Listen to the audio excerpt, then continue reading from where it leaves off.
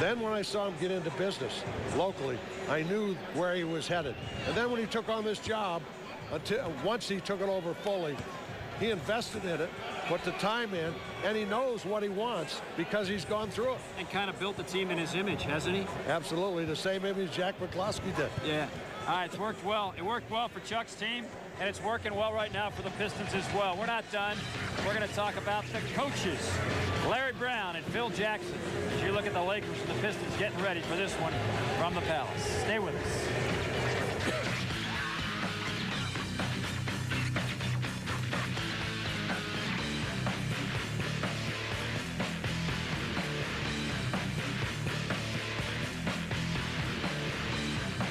Bill Bonds. Truth? I love talking about the news, and let me tell you, this is news. Only at Gardner White, one massive clearance sale. We must move merchandise. Every price is cut. You save as much as 75% on the best furniture with 0% interest for 3 entire years, and we pay your sales tax and no minimum purchase. Only at Gardner White, you get this amazing deal on each and every item you choose. Don't miss this sale. This is the best time to buy furniture. Get to Gardner White. It's over Wednesday. See it, feel it, live it. Let the party begin at Greektown.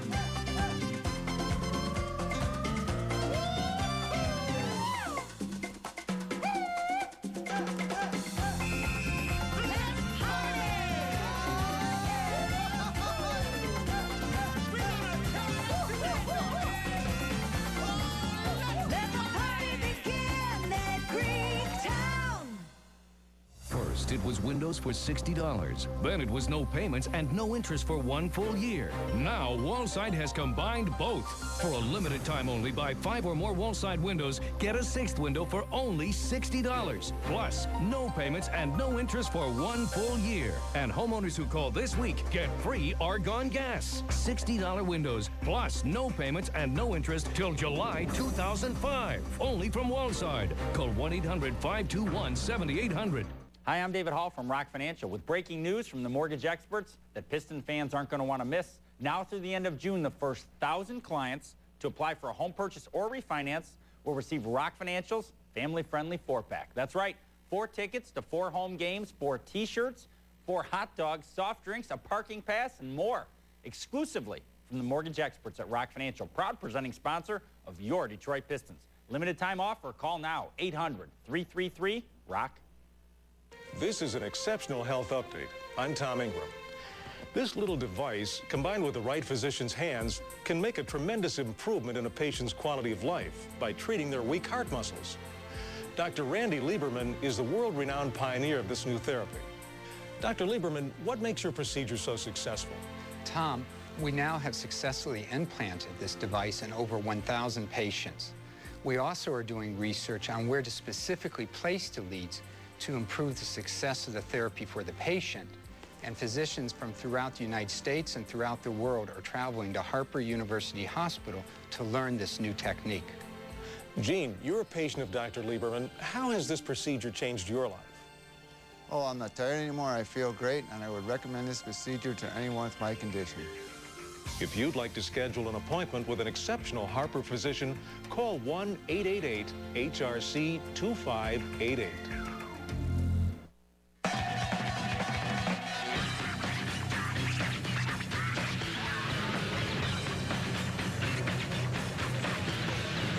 Before Chuck.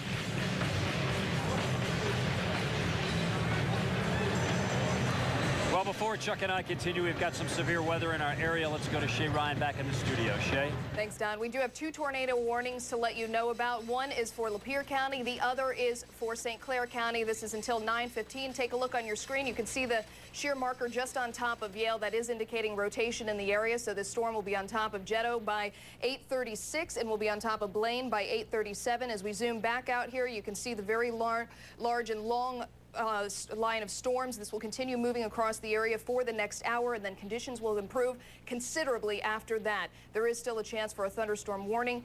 The biggest threat being damaging winds and hail, but of course for St. Clair County and also for Lapeer County, there is a chance for an isolated tornado. Back to you, Don. All right.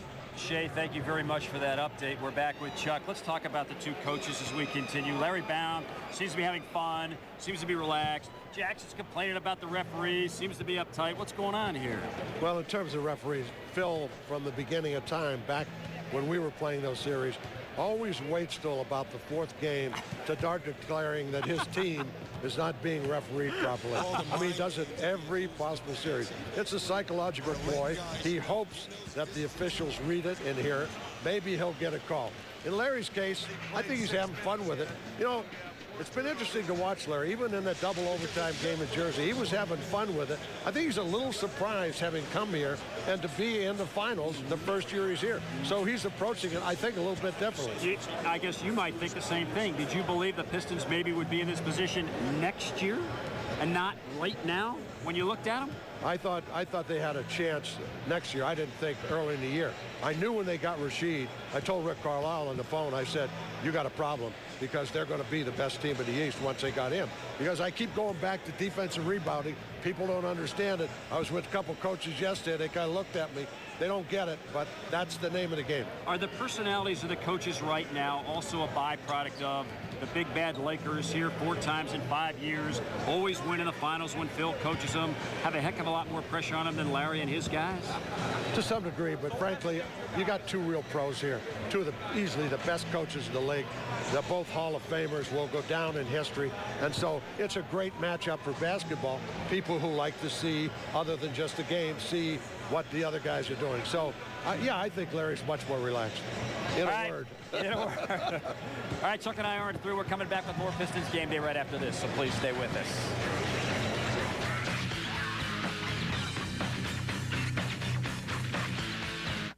Tom was injured in an auto accident. We needed a lawyer fast.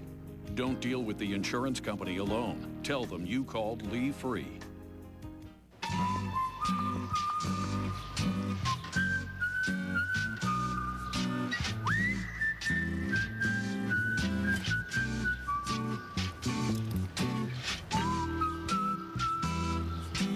Meyer has everything you need for your lawn and garden. Except the motivation to work on your lawn and garden. The Meyer Garden Center. All the right supplies at all the right prices. Welcome to another episode of Cooking Authentic Italian Andiamo style. Hi, I'm Teresa Tomeo here in the kitchen at Andiamo. It's always a bustling place, and with me once again is my favorite chef, Chef Sal. Good to see you again. Good to see you, Teresa. Welcome back. Thank you. Today I'm going to make you something that's authentic from the Italia, from the old country. Okay. This is called chicken melanzane. Chicken with eggplants. That's right. You know that. I'm Italian. Oh, see, we got a piece of chicken here. Right. Underneath it, the chicken we put on top of it. Melanzane. Eggplant. Eggplant. Prosciutto. Italian ham. That's right. And formaggio. Cheese. That's right. Now, what we do, we set it up this way. Right. Then we take it, we put it in the oven. Okay. And we bake. Would you mind to put it in the oven for me? There it goes. Okay, now after you bake in the oven for a while, you take it out. This is the finished product. That is gorgeous. You take the sauce that we make a special sauce, and you put it all around it, and it is so delicious. And you know what? When you come to Andiamo, you get this kind of a meal, but you also get salad, pasta, soup, and you can also get the recipes on WXYZ.com by clicking on Andiamo. But why do you want to click on anything to get a recipe? You're going to try to make this at home? What do you want to get agita? You got to come to Andiamo, where it's Italian and it's authentic. And not only that, all the sports figures come to eat here. Go Pistons! Andiamo, go Pistons, you come here to eat. It's what Italian was meant to be.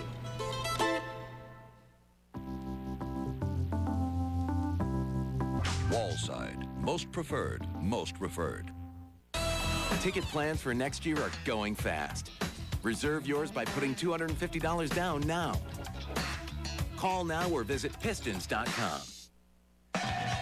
Channel 7's Rock Financial Pistons Game Day is brought to you in part by Rock Financial, the mortgage experts. By Wallside Windows, most preferred, most referred. By the Metro Detroit Ford dealers, think Ford first. By McDonald's, I'm loving it. And by Meyer, higher standards, lower prices. And welcome Welcome back to Pistons Game Day. Don Shane and Chuck Daly with you. You heard Magic's critical comments earlier in the show, but he's had quite the interesting week. He bought a car for his dad's birthday. It was at the Wixom plant a few days ago. That's just one of the good things about being back in Michigan, but there are some difficult aspects as well, and here's Magic to explain all that. This is hard. It's hard because I'm torn. I got my family is half with the Pistons, half with the Lakers. I flew my father-in-law out, Cookie's father. He's sitting in my home with all Piston gear on. And so my wife is looking at me, so she knows how intense I am. And so she's trying to play referee because she got her father on one side, her husband on another side. And so we've been having big fun with it, and it's great. A rather unusual situation for Magic Johnson. Hey, let's talk about if the Pistons win tonight and go up 3-1. Is this series over? No, definitely not. Do you think the Lakers could come back and still win 3 in a row? I think they're so confident in their own way, even though they're down and they've been outplayed. If they can get one here, they feel like they can serve at home. I really believe they think that. Is that just the attitude of a champion? Yeah, I think that's their attitude because they've been there before. I don't believe it. I think if they lose tonight, they're going to have a very hard time winning these series because the Pistons are going to really be juiced. But I wouldn't want to go out there and try to win 2 games against them. So it's still in the balance. You know what you sound like? I remember years ago talking to you about these kind of situations. You never thought you were safe. Even after you won the clincher, you almost didn't think you were safe. That cloud followed me around. It was everywhere. Come on. Prince of pessimism. You have to think like that when you're coaching, for sure. If you would have one piece of advice to give the Pistons tonight, if you were in that locker room, what would you say to them? Rebound the ball, defensive rebounding, no second shots, and they'll win this game and the series. Perfect scenario. Thanks, right. Chuck, as always. All right, that's the story live from the Palace. I'm Don Shane with Chuck Daly. We'll see you after the game with a post-game story right here courtside. Enjoy the game, everybody, right here on Channel 7. We're in America, and here in Metro Detroit, more people choose Ford than any other make of vehicles. They choose Ford Escape, America's #1 selling small SUV. And the 2005 Ford Escape is a great deal for only $208 a month. Current AZD plan lessees can lease Escape XLT for $208 a month with 2028 due at signing. Equipped with a V6, automatic, power driver's seat, air, CD player, and more. Make the right choice. Choose the best and think Ford first. See your Metro Detroit Ford dealer today.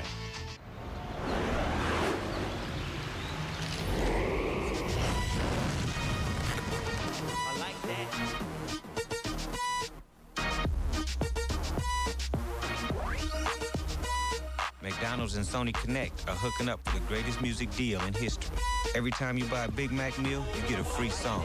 Just go to Connect.com to get your access to hundreds of thousands of hot tracks.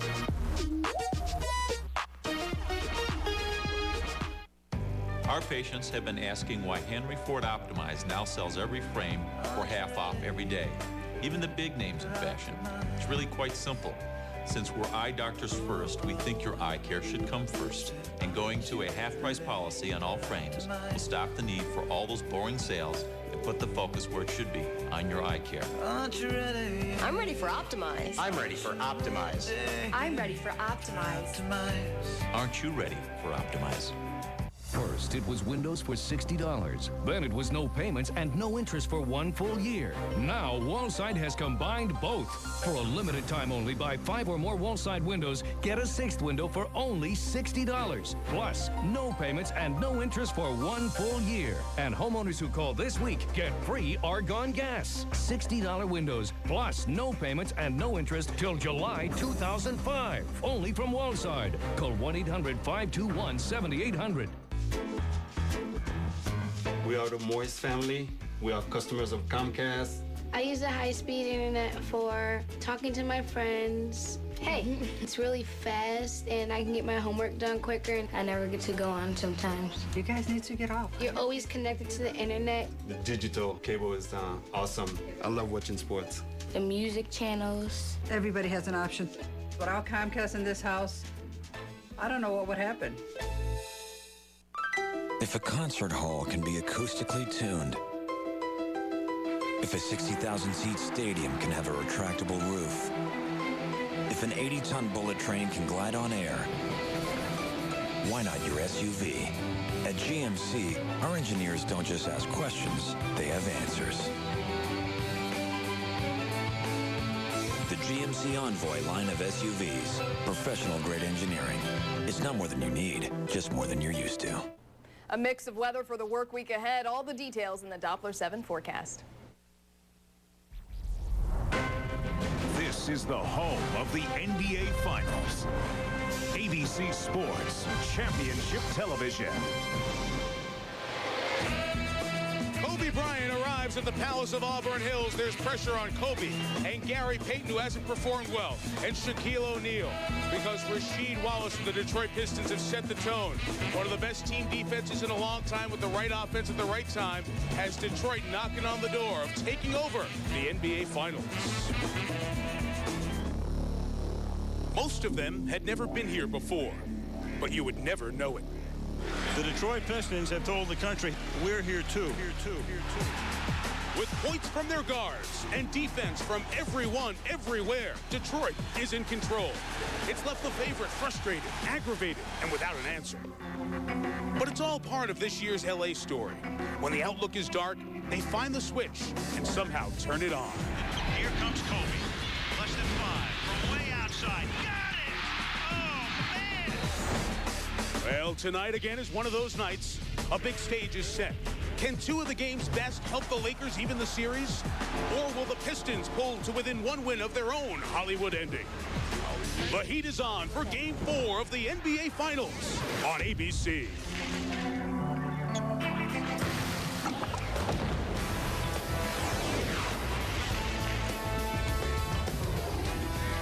The Palace of Auburn Hills again threatening skies. It has rained most of the week here. It has dampened the spirits of every visitor, but every person who lives here is sky high. Their Pistons, a big underdog coming into the series, a chance to take the commanding NBA Finals lead here tonight. 22,000 strong, they'll bang thundersticks, make as much noise as a European soccer crowd, and have a good old time. We're glad you're here. Welcome to Chevrolet NBA Hang Time on the Sunday night of Game 4 of the Finals with Byron Scott, coach of the New Orleans Hornets, and the Natalie attired Tom Tolbert on Mike Tirico. I'm just going to let you fill in your own line about Tom's suit on your couch. Mad Libs. Yeah, exactly. Fact. This is the 58th year they've played the NBA Finals. Fact. If a team goes up 3-1, they have never lost the NBA Finals. With LA down 2-1 in the series, is this a must-win for the Lakers tonight? Oh, Mike, without a doubt, if the Lakers lose Game 4 tonight, this series is over. Believe me, it was a must-win for Game 2. It's a must-win for Game 4, and I'm looking for the Lakers to come out with a lot more energy and a lot more effort than they did in Game 3. Well, I don't necessarily believe that, because I think if you lose this game, win Game 5, you still get to go back home. Although people would say that if the Lakers go back home, they win the championship. I don't buy that, because Detroit's already proven they can win there. I mean, basically in the first 3 games, we've come to find out that, you know what, maybe the Lakers aren't as great as everybody thought they were, and maybe Detroit's a lot better than everybody thought they were. Well, if this is a time of desperation for the Lakers, usually when you see desperation and then drastic moves in the same breath, it doesn't really work. But the Lakers are hinting at some drastic moves. Some of their players called for drastic moves with the lineup and Phil Jackson. For more background on that and to look ahead what's going to happen when tip time comes after the top of the hour, live down on the floor to Michelle Tafoya. Michelle? Well, Mike, after Friday's practice, Phil Jackson gathered his team around him and said, look, we have 2 days to regroup. I want some input. Nobody spoke up. But shortly after practice broke, 5 players took Phil Jackson into a restroom here at the Palace. Those 5 players were Shaquille O'Neal, Kobe Bryant, Rick Fox, Devin George, and Derek Fisher. They essentially told Phil, hey, look, we know this offense better than anyone else. We've run it in the finals. We can win with it. We should be starting. Well, I spoke to Phil Jackson a few minutes ago. He said he will most likely not be changing his starting lineup, but he offered a couple of caveats. He said that Karl Malone told him he's very concerned about whether or not and how much he can contribute to the Lakers tonight on that bad right knee. Phil Jackson seems to be saying, look, Karl, what you did in Game 3 was enough. We just need you to defense and rebound. One other note, Gary Payton did not practice yesterday. He has some cold and allergy symptoms, and so did not practice, wasn't feeling 100% today.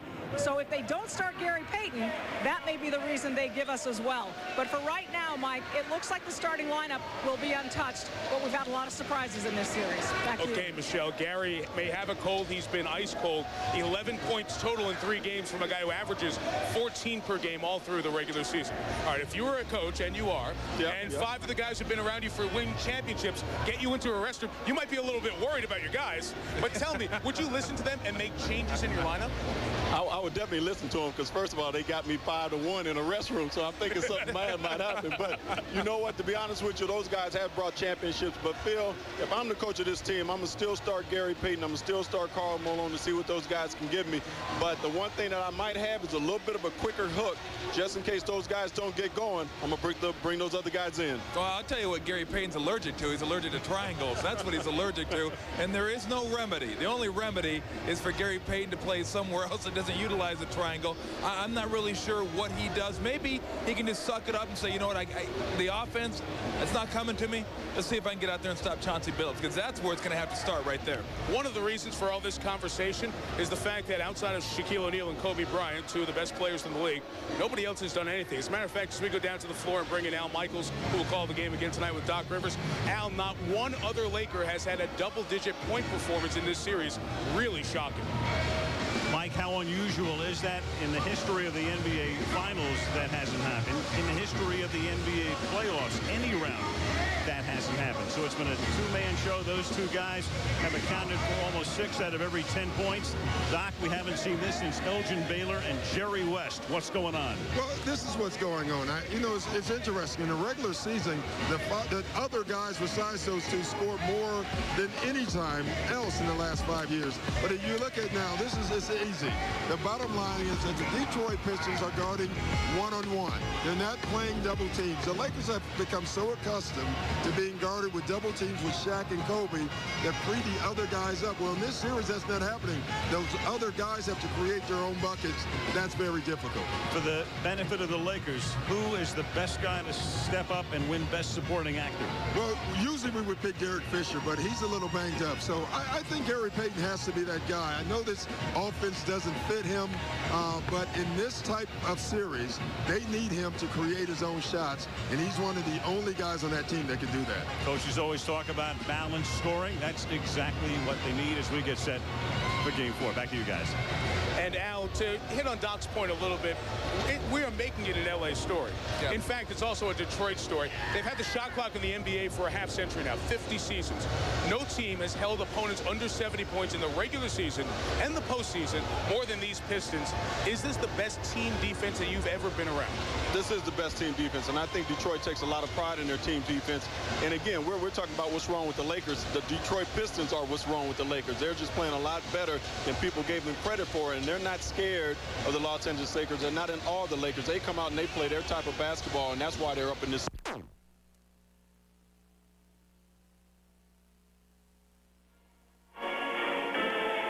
In Game 3 Thursday, Kobe Bryant. That looks a lot like my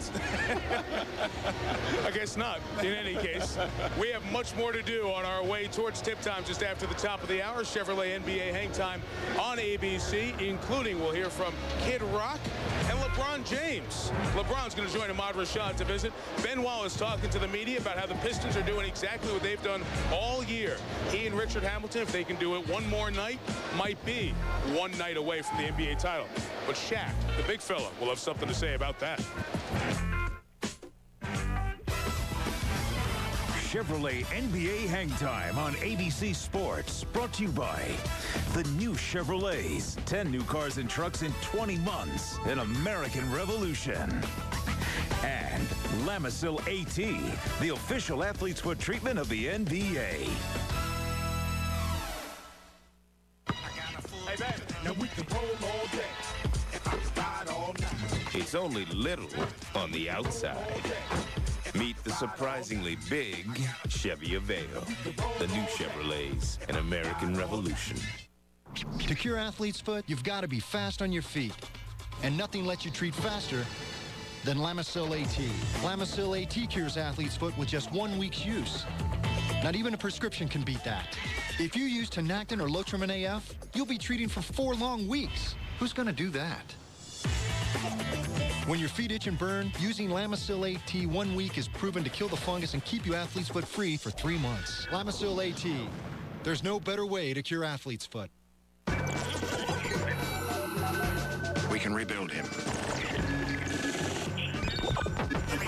Better, stronger, faster. AOL 9.0 with top speed technology built in. For web surfing up to 5 times faster than with standard dial-up. Call 1-800-TOP-SPEED. Fight ravaging rain, scorching sun, and wind with Thompson's Water Seal Advance. Special technology allows it to penetrate deep to seal out 99% of the water right from the start. Thompson's Water Seal Advance, the most powerful water protection guaranteed. Now available at the Home Depot.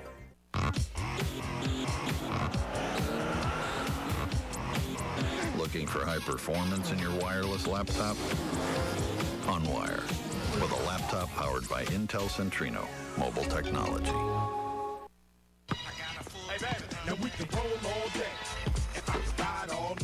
It's only little on the outside. Meet the surprisingly big Chevy Aveo, the new Chevrolets, an American revolution. Who is Mark Cuban? He's a self-made billionaire who considers himself the luckiest person in the world.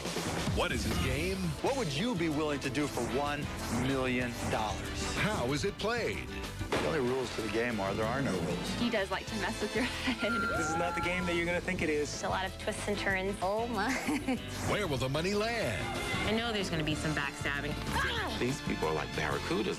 Mark Cuban is the benefactor. Mondays this fall on ABC. Everyone dreams of an island getaway. But what if you couldn't get away from the island? Lost, Wednesdays this fall on ABC.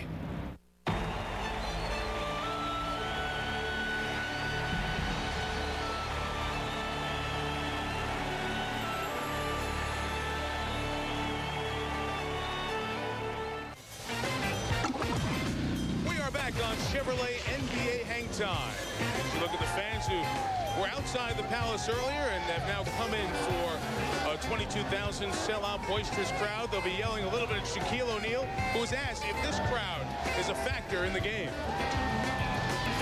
Being who I am, I've been through the worst of the worst. And this is a loud building, but nothing I've never seen before. Like me, when I look in the mirror and see how beautiful I am, I don't really say, damn, you're beautiful, because it's nothing that I've never seen before. I see me every day. So I know I'm fine. I know I look good. So, you know, nothing really phases me at this point in my career. He's hysterical. And here being wheeled in their own crate, Shaq's size 22 shoes that he's lacing up in the back. He'll be coming out here momentarily. Size 22 shoes.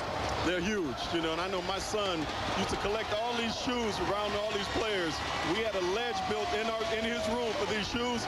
Shaq's were the only ones that wouldn't fit, and they wouldn't stay up there. They kept falling down. Hey, let me tell you something. In L.A., those shoes, you can rent them out for $1,500 a month in L.A. That's how big they are. That's how big they are. You hear all the people inside. One of the reasons they've all come inside early, a lot of storms outside. So if you technically you see a few things that aren't normal, there are heavy thunderstorms in this area and a tornado watch as well. In any case, talking about Shaquille O'Neal and his shoe collection, it's a good thing Byron's son doesn't collect Chauncey Billups jerseys, because in 7 years he's been on 6 different teams. But a former #3 pick who was going to be the savior of the Boston Celtics has finally found a home with Larry Brown here in Detroit, outscoring Gary Payton 68-11 in the first 3 games of this series. Billups sat down to talk with Jim Gray and get the point guard of Detroit's impression of the Laker team that they're up 2-1 on. Do the Lakers look to you like a team that's tired, older, and confused? I don't think so. I think what I think is, you know, they haven't played against a defense like ours in that Western Conference. You know, 2 shot blockers down there, and Rasheed and Ben, and even when Eldon comes in, that's 3. And our smothering defense is tough to figure out. What do you see in Gary Payton? He has really, really struggled against the Pistons here in this series, both offensively and defensively. What have you noticed? Well, Gary, I mean, I think if Gary was in a situation where, you know, the ball was coming to him and he can post up, he's a post-up point guard and a pick-and-roll point guard. And in that system, he really can't do neither. I know it's a tough situation for him, and it's tough for me to see him like this because he's a guy who I always looked up to and said, you know, one day I want to have my game like that. I want to be able to dominate and do things that he does. So for him to not be able to have the freedom, you know, to go back at guys who are going at him, I know it's difficult for him because he's not accustomed to that. Being up 3-0 is a heck of a lot different than being up 2-1. Heck of a lot different. How much are you guys kicking yourselves about what went on in that last 30 or 40 seconds of game 2? Nothing we can do about it now. You know, it's nothing we can do but, you know, validate that we should have won that game. And coming out and doing what we did is pretty much validation. Now we got to validate game 3 in game 4 now. Chauncey Billups' stats in our McDonald's NBA Finals summary tells the tale. Look at his numbers in the finals. Points per game, 10 more than the series against Indiana, shooting 17% better, and certainly much better than he did in the first 2 rounds. The noise in the building is, as they show on the Jumbotron, here inside the Palace, Rip Hamilton and Chauncey Billups, the 2 top scorers, the guards, getting psyched up, fired up, and ready to come out on the floor. Now, in that piece with Jim Gray, Byron and Tom, there was talk about pick and roll and Gary Payton being so good in pick and roll offense. Let's talk about pick and roll defense with the Lakers and how Detroit is exposed LA in this series with the most basic of basketball plays. Well, we've always said that one of the Lakers' worst things on the defensive end is guarding the pick and roll, and they've shown it throughout the course of this season, but especially in the playoffs. You know, because you got to make up your mind in the pick and roll if you're going to do 1 or 2 things, or 3 things to be exact. You got to either trap it, you got to hard show it, or you got to play it by just going under it. And I think the Lakers are confused right now on which way they want to play the defense on the pick and roll. They're doing it 3 or 4 different ways, and you got to stick to 1 or 2 ways.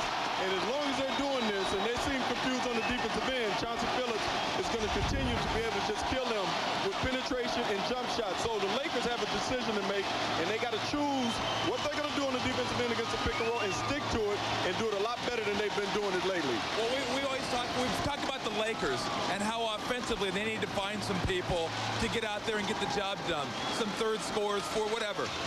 When you bring in guys like Luke Walton, Cook off the bench, Kareem Rush, now you got guys who haven't played defense together all the time. And defense is about knowing your teammates, having that trust. Right now, they don't have it. I can't wait to see the transcript to hear what you said. I cannot hear you. It is so loud in here. One more time as the Detroit Pistons took the floor as Tom was making his comments. So many fans have supported this team this year more than in any other building in the NBA, including the musician Kid Rock, whose self-titled album is out, doing great in sales again. And Kid Rock, as a matter of fact, is in the house. We'll sing America the Beautiful tonight. Here's Kid Rock on stage here for this NBA Minute. Hey now, this is Kid Rock, and this is my NBA Minute. Out of the Wallaces, I like different qualities about them both. I like Ben that he's kind of mellow, plays his game, and he's the best defenseman out there. And he's a tough cookie to get around. They got Rasheed, who I love for the fact that he'll make a shot, put it right in your face, and talk junk about it the whole way down to the other end of the court. I love that cockiness in him. Favorite bad boy? I say that to be Bill Laimbeer. He just gave it to everybody. Him and Rick Mahorn as a team too. Of course, Isaiah and Joe Dumars are great shooters. You know, great on making plays happen. But Bill Laimbeer, to me, he just represented that whole spirit of the city and all the fans in Detroit. And you know, he didn't take any prisoners at all. I don't know who's a better fan, me or Jack. I think we're both into it, you know? I think it's great when he jumps up out of his chair and gets into the game. I mean, that's what being a fan is, being into the sporting event. And I think it's great to talk a little junk and create competition and make it more interesting for not only the fans, but the players. Shaq's rapping ability, man, he's good. Sound check. Remy Rhyme Wrecka, rock from here to Mecca, boom shakalaka. Wasn't that one of his raps on something? He's definitely better off with the basketball. Well, time to go. Hope that was one of the best minutes of your life. Was that one of the best NBA minutes of the season, I asked? I can tell you when he does America the Beautiful, it is one of the better renditions. You'll hear it coming up in a little bit. Los Angeles Lakers take the floor knowing that history is against them if they cannot pull it off here tonight. LeBron James courtside with Ahmad Rashad. Ahmad visits with the NBA Rookie of the Year, whose home is a couple of hours away from here in Ohio, as Lakers Lakers and Pistons. Attached by romance, detached by Game 4 of the finals coming up at the top of the hour.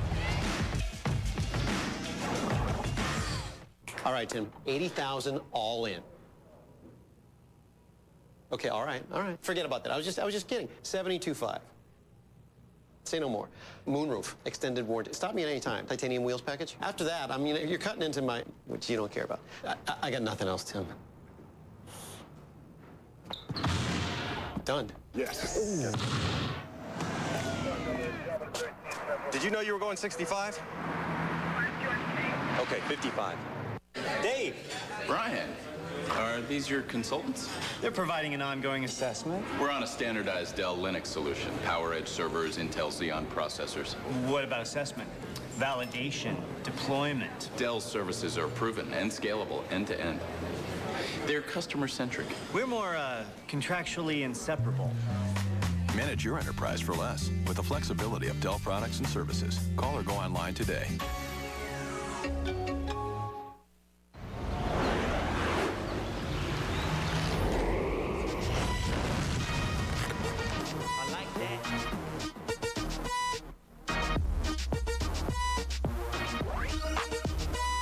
McDonald's and Sony Connect are hooking up for the greatest music deal in history. Every time you buy a Big Mac meal, you get a free song. Just go to Connect.com to get your access to hundreds of thousands of hot tracks. Start the car.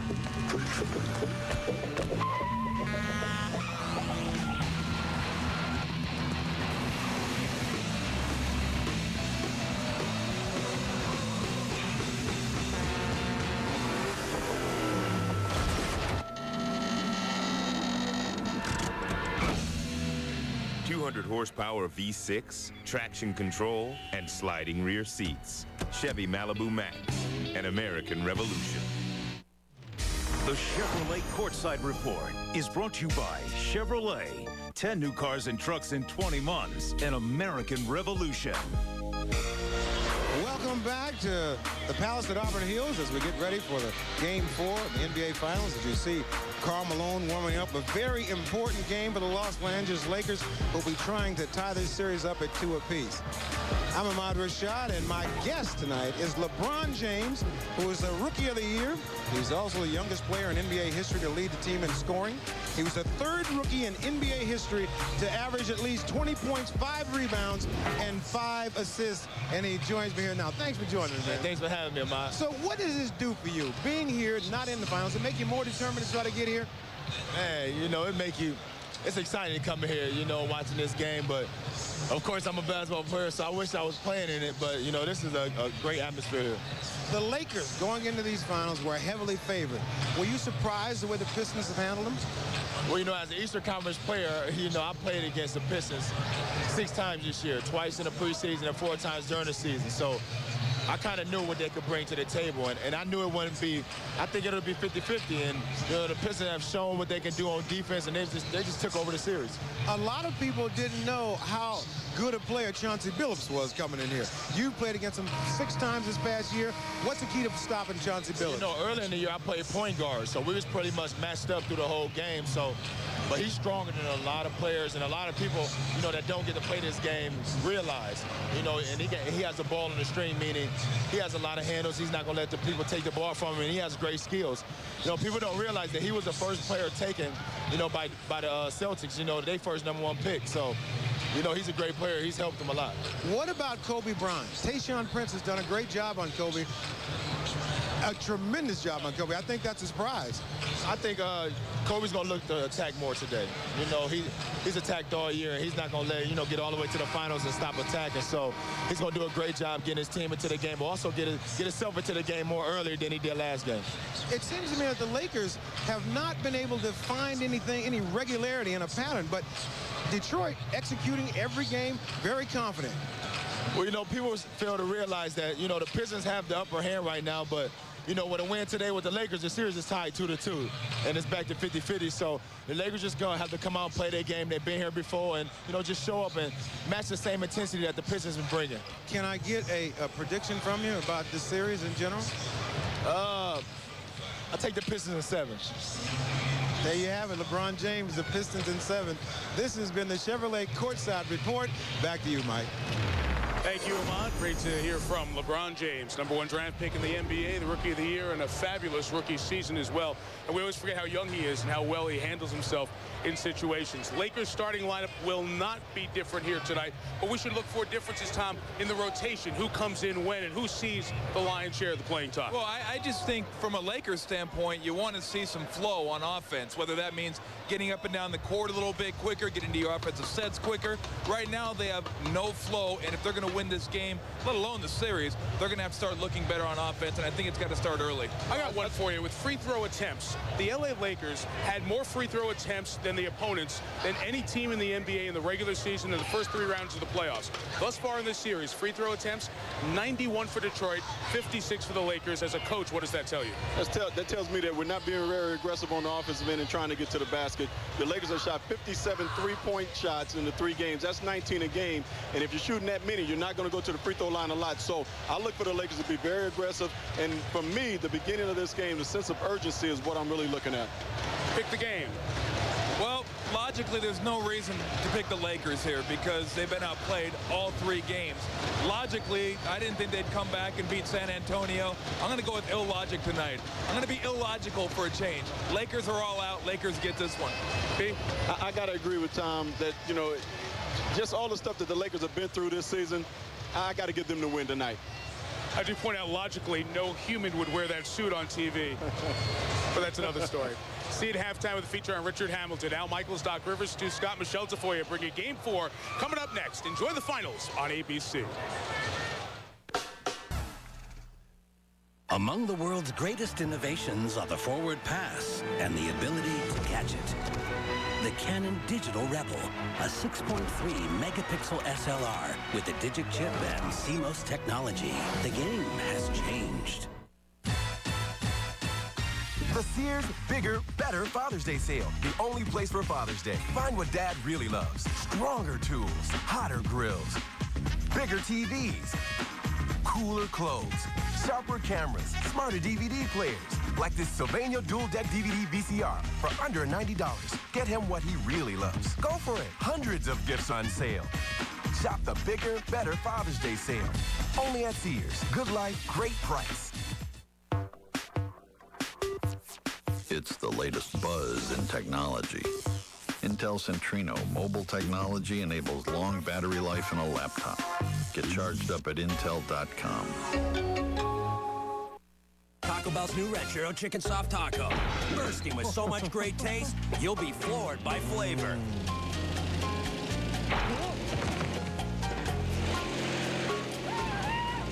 There's no stopping the taste of the Red Churro Chicken Soft Taco. New marinated grilled all-white meat chicken, topped with freshly prepared fiesta salsa and a splash of zesty avocado ranch sauce.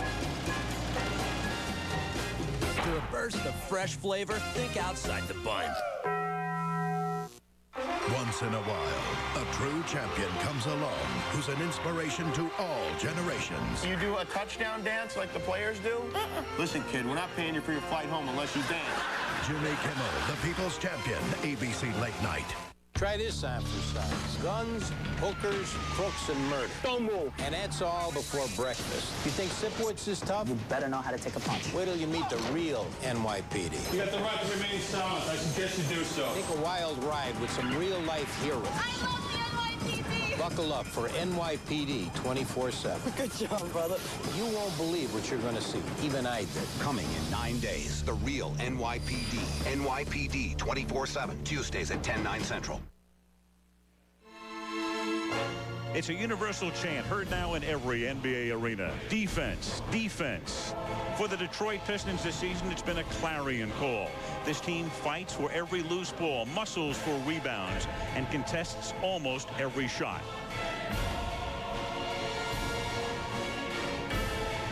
In Game 3 Thursday, Kobe Bryant was held without a basket until the third quarter, and the Lakers registered a measly 68 points.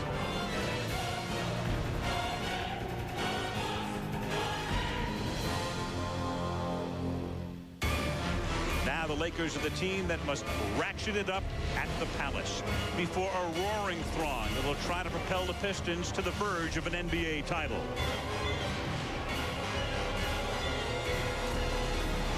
The NBA Finals tonight, Game 4.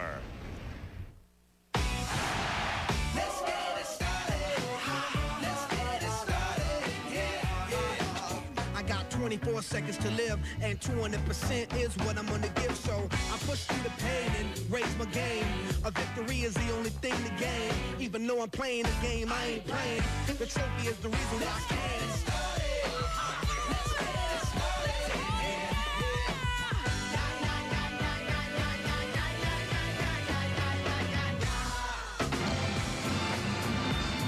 There was a tornado watch for much of the afternoon in metropolitan Detroit. Right now, it's as loud as a tornado at the Palace in Auburn Hills, Michigan, about 32 miles from Detroit. And the Lakers can only hope they get back to L.A. on Thursday and see the real Jack as we get ready for the fourth game of the 2004 NBA Finals. The Los Angeles Lakers taking on the Detroit Pistons.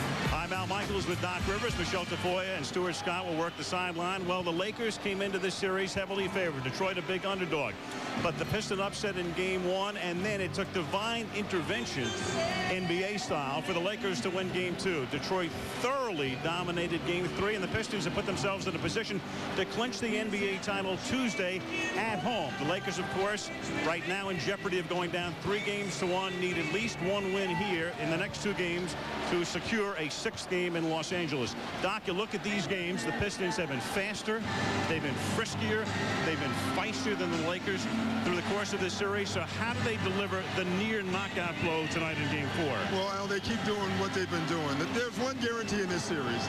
The Detroit Pistons are going to play defense. They're going to rebound, they're going to hustle, they're going to get loose balls, they're going to drive to the basket and get to the free throw line, because that's who they are. You know, they're not buying into the Laker thing. They believe that they can beat this team, but they know the only way they can do that is by being the Detroit Pistons and playing Detroit Piston basketball, and that's defense. The Lakers, Hollywood's team, and it would figure because they are making the sequel to the year of living dangerously. They're on the precipice so many times. They're on the precipice again.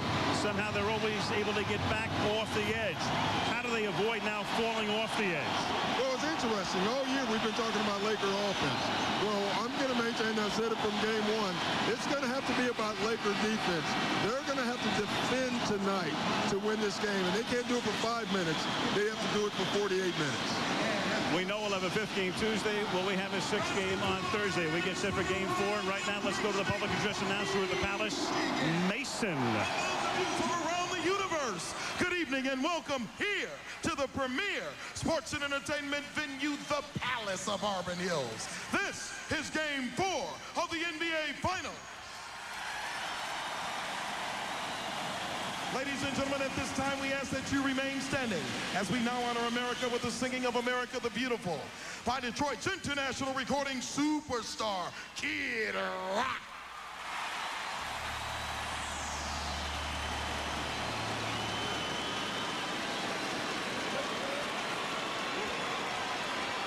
We'd like to dedicate this version of America the Beautiful to our men and women in the armed services, also to former President Ronald Reagan and the late, great Ray Charles.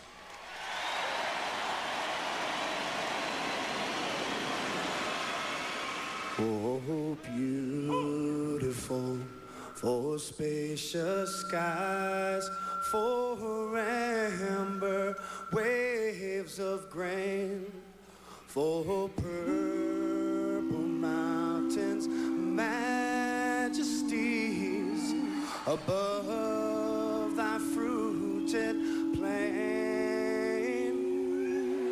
Oh, America, oh, America, God shed his grace on thee, and I will crown thy good with brotherhood from sea.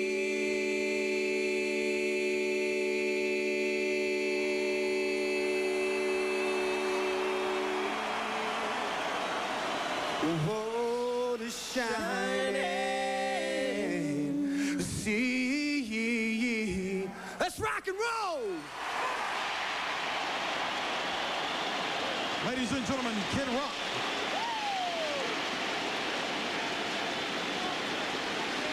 And back to Mason right now for the Bud Light starting lineups for Game 4. We now present to you some of the world's greatest athletes. First, how about a warm Palace welcome for the visiting Los Angeles Lakers. From Oregon State, number 20, the 6'4" guard, Gary Payton.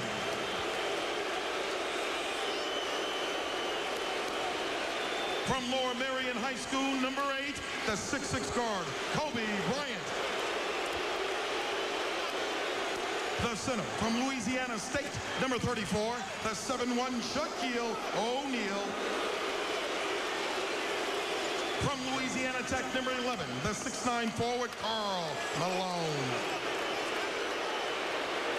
Also at forward from Augsburg, Minnesota, number 3, the 6'8" Devin George. And the head coach of the Los Angeles Lakers, Phil Jackson.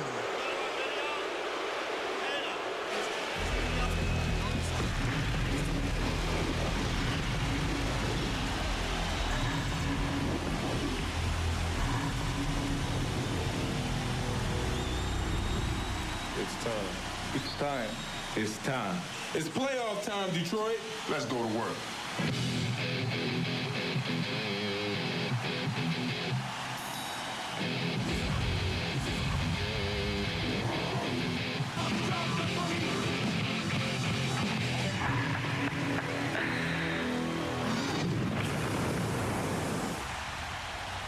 Piston fans up on your feet.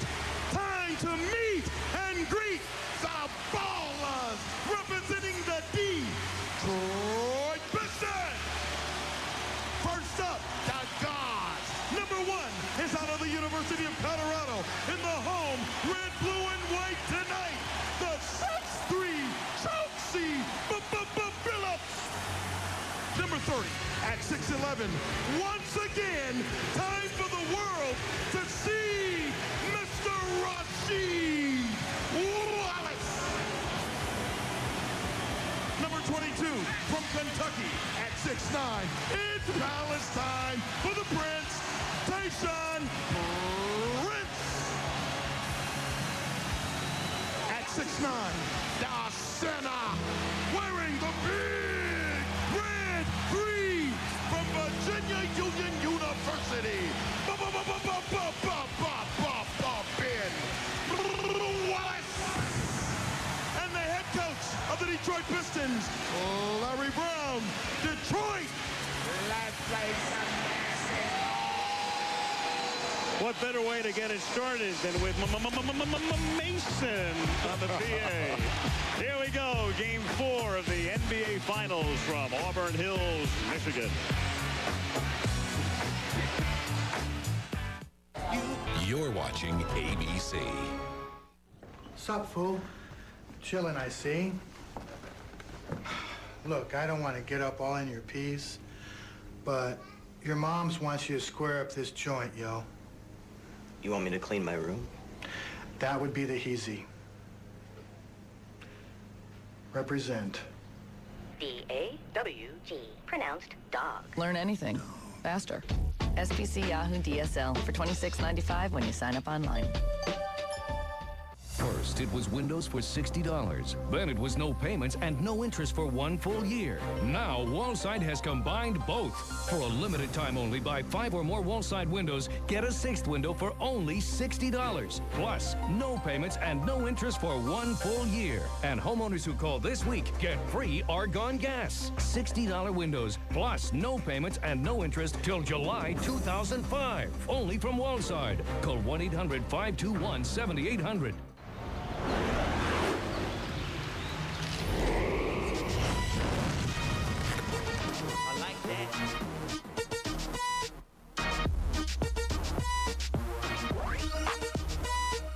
McDonald's and Sony Connect are hooking up for the greatest music deal in history. Every time you buy a Big Mac meal, you get a free song. Just go to Connect.com to get your access to hundreds of thousands of hot tracks. The Rock Financial Pistons Game Day, starting Tuesday at 8 on 7. Ready to tip it off for Game 4. It has been Groundhog Day with Bill Murray in every game in this series. The opening tip, Shaq has prematurely jumped, and believe it or not, do we have it again? We have an immediate whistle for the 4th time in a row. Shaquille goes up early, and the Pistons inbound. It is. It's February 2nd. It's amazing. It's almost like he's doing it on purpose, Al. He just waits and gets it before. You have to wait for the ball to get to its apex before you can touch the ball. All 4 games begin in the exact fashion. Chauncey Billups outside. Gary Payton starts on him at the outset of the game.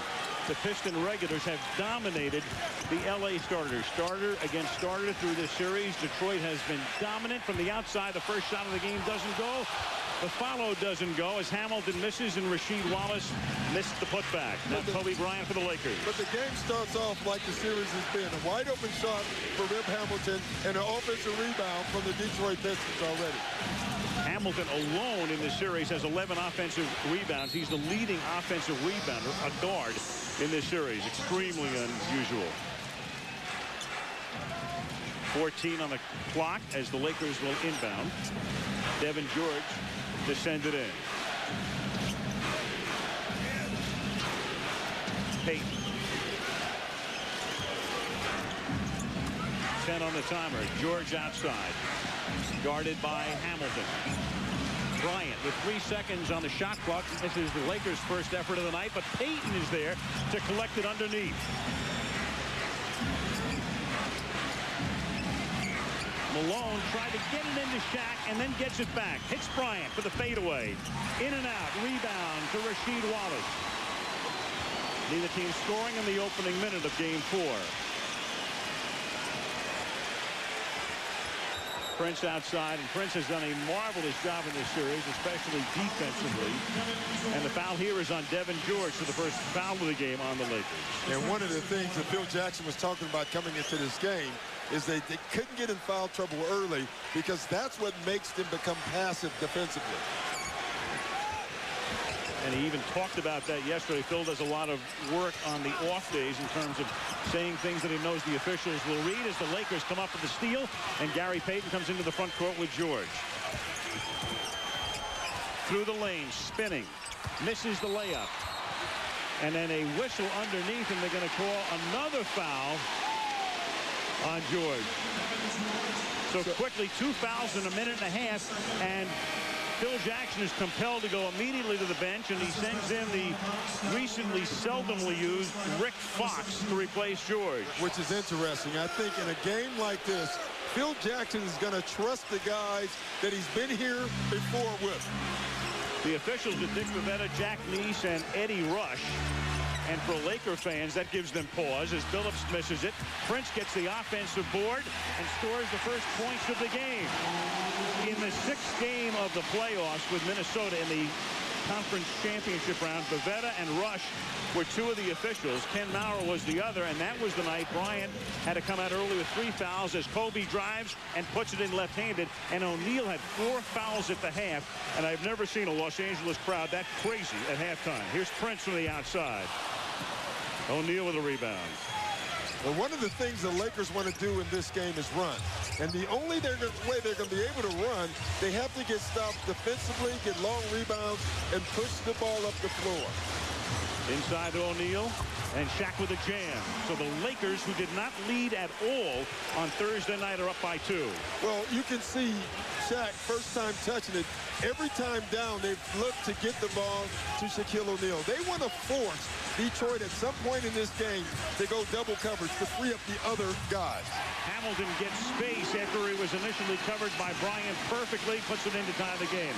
I think force feed Shaq might be applicable tonight. Yeah, you're going to see it over and over. And they're forcing it in there for 2 reasons. 1, to get points, but 2, they're trying to get Detroit to play double teams on Shaq so they can free up the other guys. That's one of the reasons the others haven't been able to score.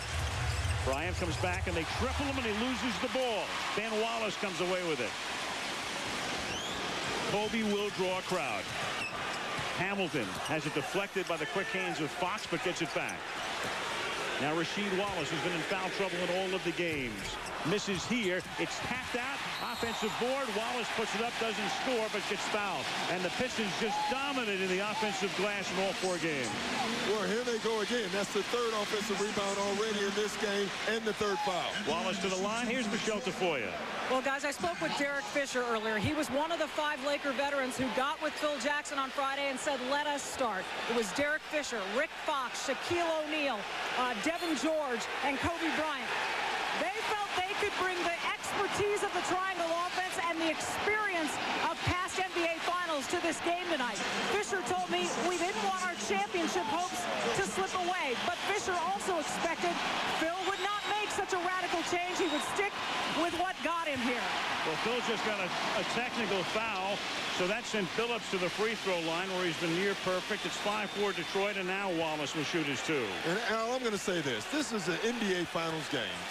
Phil Jackson can complain to the officials, and they're going to have to turn the other cheek on that. In my opinion, I think that's much too quick to give a coach a technical foul this early in the game for complaining about one call.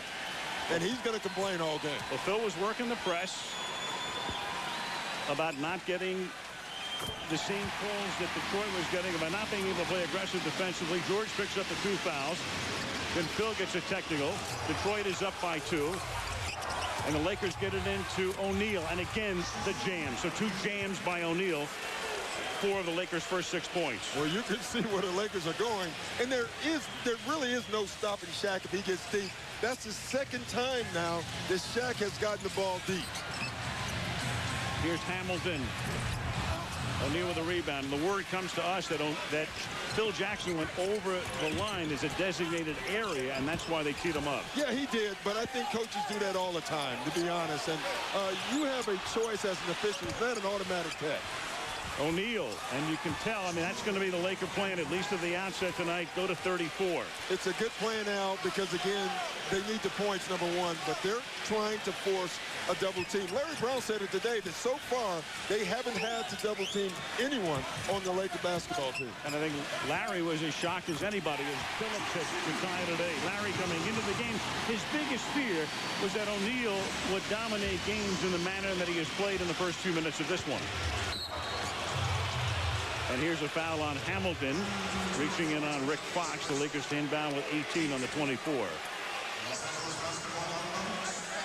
Again, Malone hurt. We talked about Carl through the series and the pregame show as well, playing at about maybe 70%.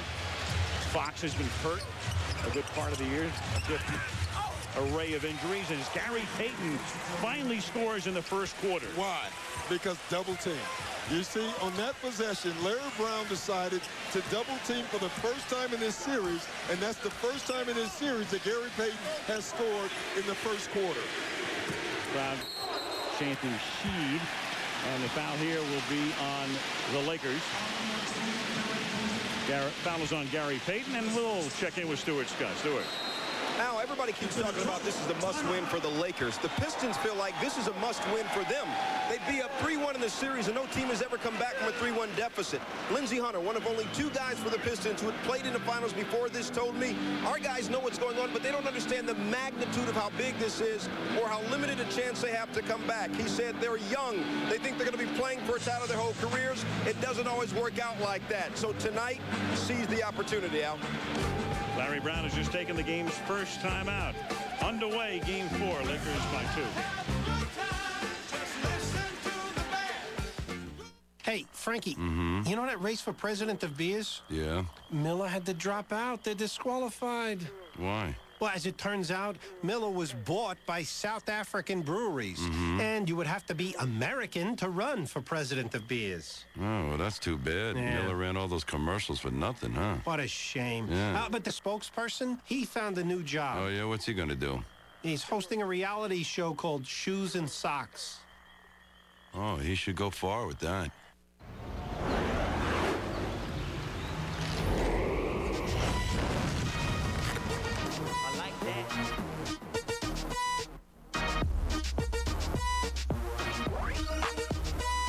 McDonald's and Sony Connect are hooking up for the greatest music deal in history.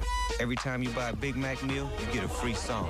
Just go to Connect.com to get your access to hundreds of thousands of hot tracks.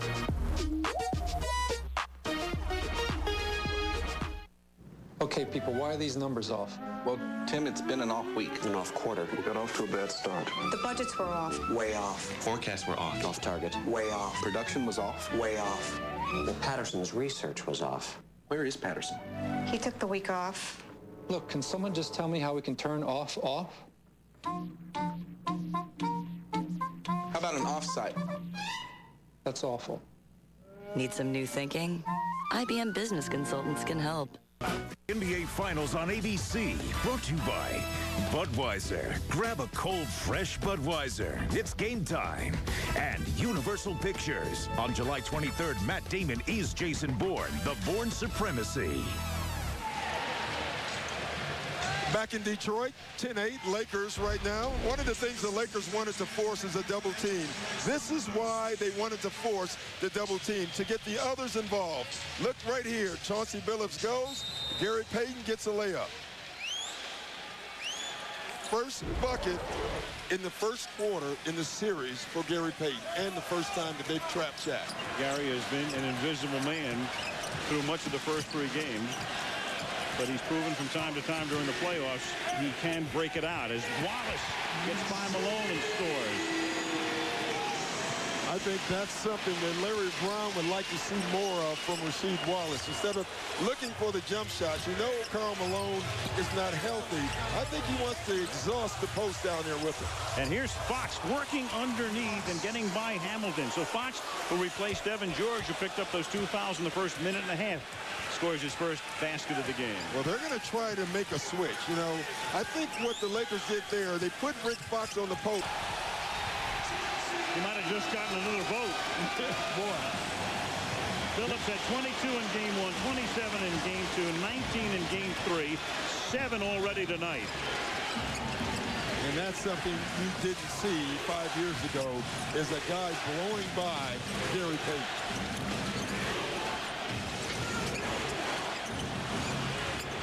Shaquille gets it. No double team again. You know, Larry Brown does not like the double team.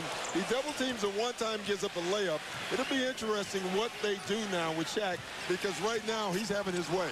Shaq comes out to help on Billups, and he dropped it out of bounds. When Billups has been facing Gary Payton head-to-head, and they're starters, so they see each other in the first quarter and in the third quarter and other times in between, Billups has outscored Gary Payton 60-12. Yeah, that's hard. And obviously the minutes have something to do with it. And Billups is a featured player. But bottom line, when you give up that much, that discrepancy is huge, and it's tough to overcome at any position. Payton gets free. Misses a three. Rasheed Wallace skies for the rebound. Beautiful pass up ahead to Billups. Bounces it into Ben Wallace. Ben's going to work on Shaq. You know, the tough part for Ben Wallace is that he makes a move or a pump fake like he's going to shoot a jump shot. Usually the defender doesn't react because that's what they want him to do. Sure.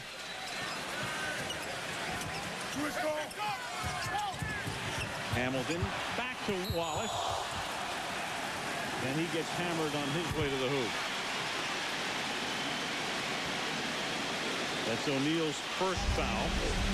Yeah, and again, the thing that has hurt the Lakers throughout this series is the pick and roll, and there is another case of it. And it's not necessarily the guy coming off. It's most of the time the rollers that have hurt the Lakers in this series.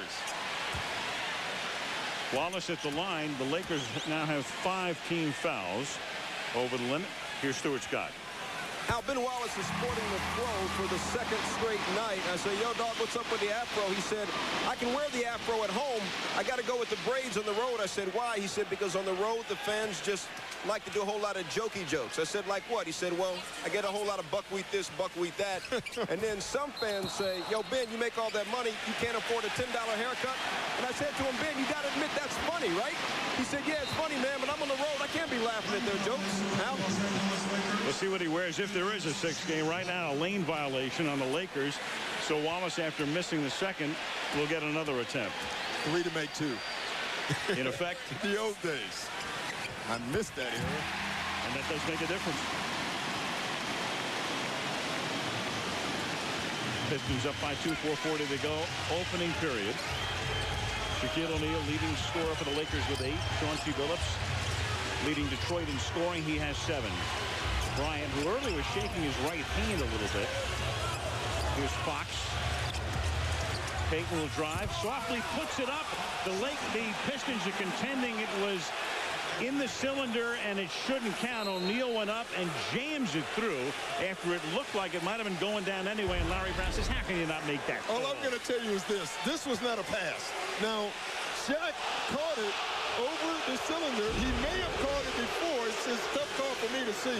But I guarantee you that was not a pass. Gary Payton was absolutely shooting the ball. No question. And from this angle, it looked like it would have gone in softly. Billups works it into the corner. Prince will put it up.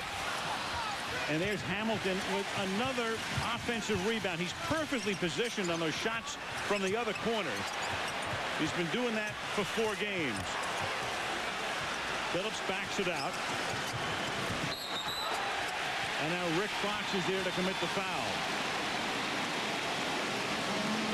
Trying to fight his way through the screen.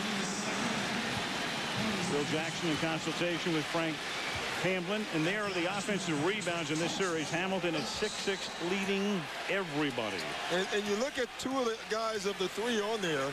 Combined, they don't weigh as much as Shaq. Tayshaun Prince and Rip Hamilton, yet they are hitting the boards. And usually what that means is that the bigs are boxing out, and the guards are going to get the rebounds. Now Devin George is going to come back in, and Rick Fox goes out. Billups at the line in this series has missed only 1 free throw attempt. He had 25 coming into this game, so he's been magnificent. Derek Fisher has also come into the game now for the Lakers. Now so far, the theme has been the same. Foul trouble, penalty for the Lakers early, and offensive rebound. The difference is in this game, the Lakers are scoring because of Shaq. O'Neal goes up in the air to get the rebound, gets fouled by Wallace. And, of course, the other thing is the premature jump ball by O'Neal in every game. And on the Piston end, it's been Rasheed Wallace getting into foul trouble. It's like football. They should just flip a coin, and right now, every time, the Pistons have called heads, and it's come up heads. A lot of fouls to give. Looking at the Piston bench, they have 4 guys who can guard them. Very similar to the case against the Timberwolves in that series. But not that they needed them. I mean, through this, the other night, Shaquille didn't even get to the free throw line until the 4th quarter. I think that's been one of the more interesting things in this series. We thought that they would use all those fouls. They really haven't had to, and they haven't done it. They've done it with single coverage, which is a pretty amazing guarding Shaquille O'Neal. And O'Neal is the guy you want at the free throw line if you're the Pistons. Misses both there. Detroit up by 2. Billups all the way. A little hard on the layup. And O'Neal with the rebound. 3 minutes to go in the period. Payton will go all the way, and Gary puts it in. So Payton, scoreless in the first quarters of the 3 games thus far, has 4 points tonight. Boy, Gary Payton is aggressive tonight, and I think that's the difference. He's finding a way to penetrate and drive the lane. That's old vintage Gary Payton. Hamilton. Wallace taps the rebound. Only Lakers are there, but it's off the Lakers. Detroit will maintain possession.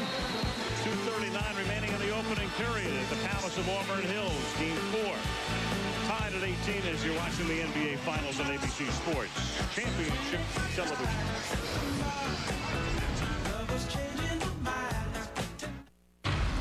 He warned them. You're gonna go tell him that Jason Bourne is dead. You understand? I swear to God, if I even feel somebody behind me, there is no measure to how fast and how hard I will bring this fight to your doorstep. We got our guy coming across the street. Bourne is a guy with pieces to a jigsaw puzzle. Take him down. They should have listened. I told you people to leave us alone. Bourne's on his way to Moscow right now. We just got another ID outside of Munich. Jason Bourne just popped up on the grid in Naples. What is he actually doing? He's doing exactly what he said he'd do. He's coming for us. On July 23rd. You can play these games forever. Yeah, he's not in front of you. You can't see it. Forget it. He's gone. The most dangerous place to be is in his path. Matt Damon. This is Jason Bourne. Trace it. I'm on it. Where is he? Right next to you. The Bourne Supremacy. This film is not yet rated. At theaters July 23rd.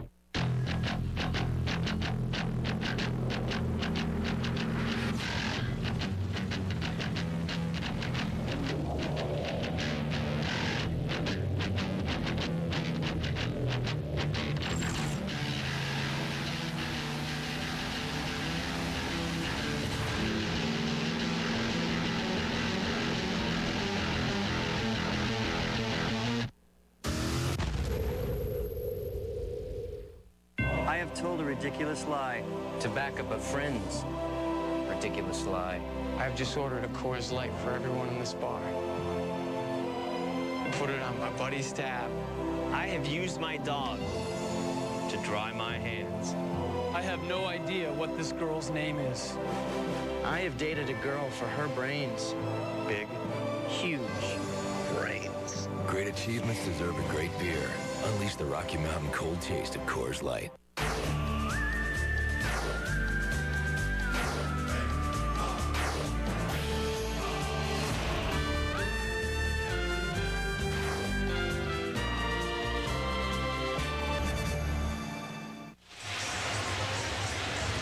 Take your pick there.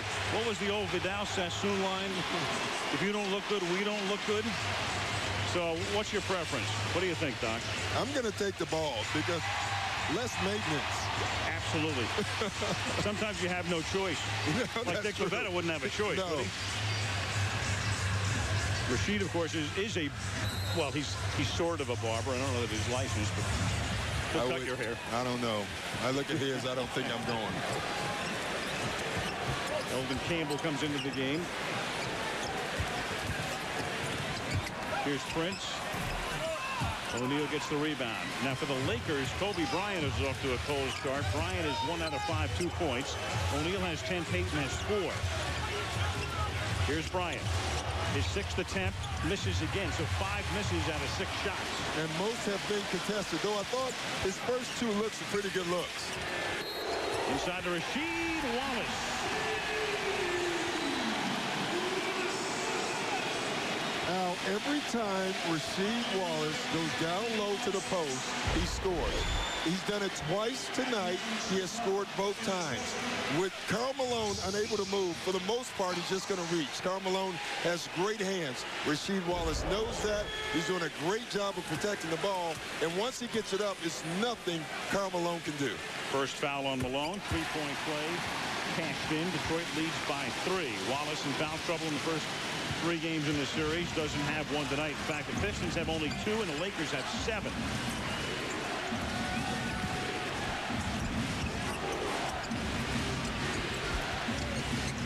Malone. Payton. Little spin move. Left-handed. 12-footer. He puts it in. Gary Payton is the only other guy besides Shaq and Kobe who can create his own points, and he's doing it this evening. Lakers had no 20-point quarters in Game 3. They're already at 20 right now with a minute and a half to play. Malone trying to body Wallace. Prince is there for the rebound. Pistons working so hard on the offensive glass in the series. That has to be at least their 5th second shot in the first quarter. They have 5 offensive rebounds. Lindsey Hunter. Shot clock at 5. Hunter dishes it to Campbell. Throws up an air ball, and that'll be a 24-second violation. So the Lakers take it in, down by a point with 62 seconds remaining. Larry Brown, who won an NCAA championship at Kansas in '88. Danny Manning was a star, trying to become the first coach to win titles in both college and the NBA. Phil Jackson on the other bench, of course, trying to win his 10th title. Malone takes it from O'Neal and hits, so Shaq gets the assist. Malone, with his first 2 points, gives the Lakers the lead. Every time you spy on Shaq, he's done it twice. He has found guys. Shaq is such a great passer. Wallace tried to get it inside. It was tipped away by Malone and out of bounds. 11 on the shot clock. We noticed that it's not that loud in this arena. You can feel the pressure in this arena this evening. The other night, it was crazy before the game. That's what Mason will do for you at the PA mic, of course. You start out hot, and then the Pistons led 8-0, and they stayed hot the whole game and never trailed. There is a little tension, though, tonight. You would figure, very pivotal game. Wallace for 3, and that's another air ball. And the Lakers will inbound and try to milk the clock here with 25.1. You know, sometimes fans can feel it also. They know that this is a big game for not only the Lakers, but this is a big game for the Pistons. They would love the opportunity to close it out here in Detroit. They know that this is the game that the Lakers are going to give them their best blow. Larry Brown goes for defense. Darvin Ham and Mike James come in. Phil Jackson makes the offensive substitution here. Kareem Rush, good three-point shooter. The Lakers trying to take the clock down as far as they can. There's a 2.2-second differential right now. And now Rasheed Wallace comes out and Chauncey Billups comes back in to finish the quarter. Well, when you look on the floor for the Lakers, Phil Jackson put on the floor 4 guards and Shaq. So he wants to spread the floor, get to Shaq, and dare Detroit to help. If they help, they're going to look for a three-point shot. Bryant outside. Bryant starts in, and a whistle here. There's a foul to give, and they give it. Foul is on Darvin Ham, so 10 seconds remaining. That's the first in the last 2 minutes, and no free throw. Smart and the Lakers move. inbound. Smart move by Kobe. He knew they had a foul to give, so he went early, so they had to commit it. Now they have 10 seconds to work and try to get a good shot. Bryant. Kobe dishes it off to the corner. Payton puts it up and misses the last shot of the period. So Payton had 6. Couldn't cash the 3. That's the end of the first period in game 4 at the Palace of Auburn Hills, as the Los Angeles Lakers lead the Detroit Pistons 22-21. Shaquille O'Neal with 10 to lead the Lakers. Chauncey Billups with 9 to lead the Pistons. Most people, 10 years from now, same job, same place, same routine. Man, you don't know where you'd be 10 minutes from now. You just met him once and you kill him like that? But I should only kill people after I get to know them? You drive a cab, I'll make my rounds. You might make it through the night. Oh, no! Collateral. New news. We're ahead of schedule. This film is not yet rated. Starts August 6th. You're wrong. You're wrong. You're wrong. You know you're wrong, right? Yeah. Hearts or puppies? Hearts and puppies. She replied to my email yet? Oh. How about now? Oh. How about these? How about these? Ballet? Works every time. That was good, right? Ballet? Life's better with the Butterfly. Come see all the ways you can get more done at MSN.com.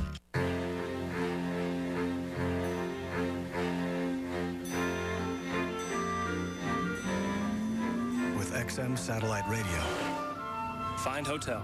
Bluetooth wireless technology, Dial. and voice-activated navigation, Do you need directions? No thanks. I got him. you are not alone. Introducing the all-new 270 horsepower Acura TL. This year, let NBA players make you money. Win big with Verizon Wireless by casting your vote for the Finals MVP. Just text NBA to the number 622 to participate. Then during a deciding game of the Finals, you'll be sent a ballot. Vote for your favorite player, and every game you vote, you're entered in our sweepstakes for a chance to win a $10,000 shopping spree at Radio Shack. So text NBA to the number 622 now for a chance to score big. Verizon Wireless. We never stop working for you.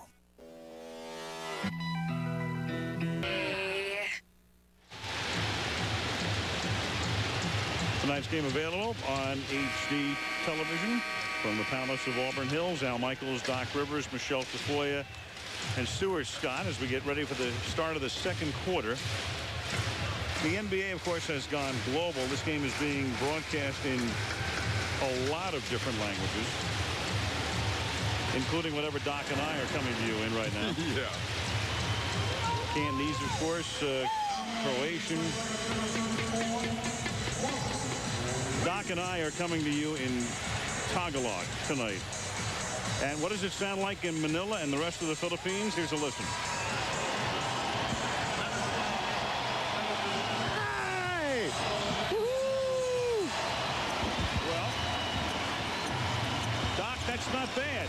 No, that sounds like us. In some places, that can win an Emmy. Patuloy ang NBA Madness in Motown. Game number 4 ng 2004 NBA Finals at nasa second quarter na tayo para sa IBC and Solar Sports coverage ng NBA Finals. Ako po si Vito Lazatina alongside the Dean Quinito Henson. Quinito, balikan muna natin ng sandali ang Game 1. Los Angeles Lakers, we predicted that they would come back in a big way dito sa Game 4, and they have in the first quarter. I think so, no? This is the most points that the Lakers have scored in any first quarter in the series so far. Naka 22 points na sila. Ngayon, meron na silang 24, no? 22 points, the highest they have scored in any first quarter. Bakit? Because in the previous 3 games, they have been held to less than 20 points in those first quarters. So, looks like the Lakers are moving the ball very well. Meron na silang 10 assists in this game, and Detroit only with 2. At yan. Ayan, ito po yung position namin. tayo. Upstairs, dito sa Palace at Auburn Hills. Siyempre, representing the Philippines ay kami po yung isa. Doc, they dealt with everything but the point spread. Yeah, that wasn't bad. I mean, making predictions, doing the whole thing here. Yeah, you can understand a half of it. Sure. Sounds like us. Meanwhile, Shaq scored. Right. We're about 30%. Lindsey Hunter. O'Neal high for the rebound, but Campbell is right there with him. The ball is out of bounds to Detroit. Yeah, off of Shaq's head.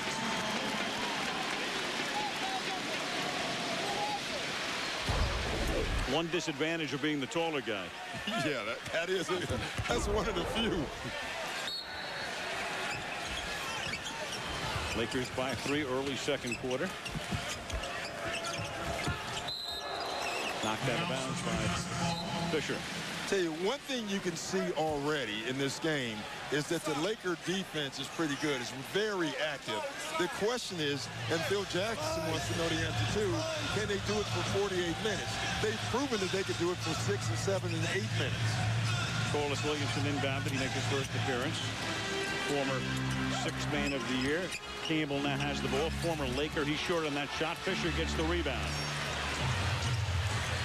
Kareem Rush starting the second quarter for LA. Now Bryant cold in the first 12 minutes. Into Shaq. Guarded by Campbell. Bank doesn't go. Rasheed Wallace clears the glass. Medvedenko in the game for LA.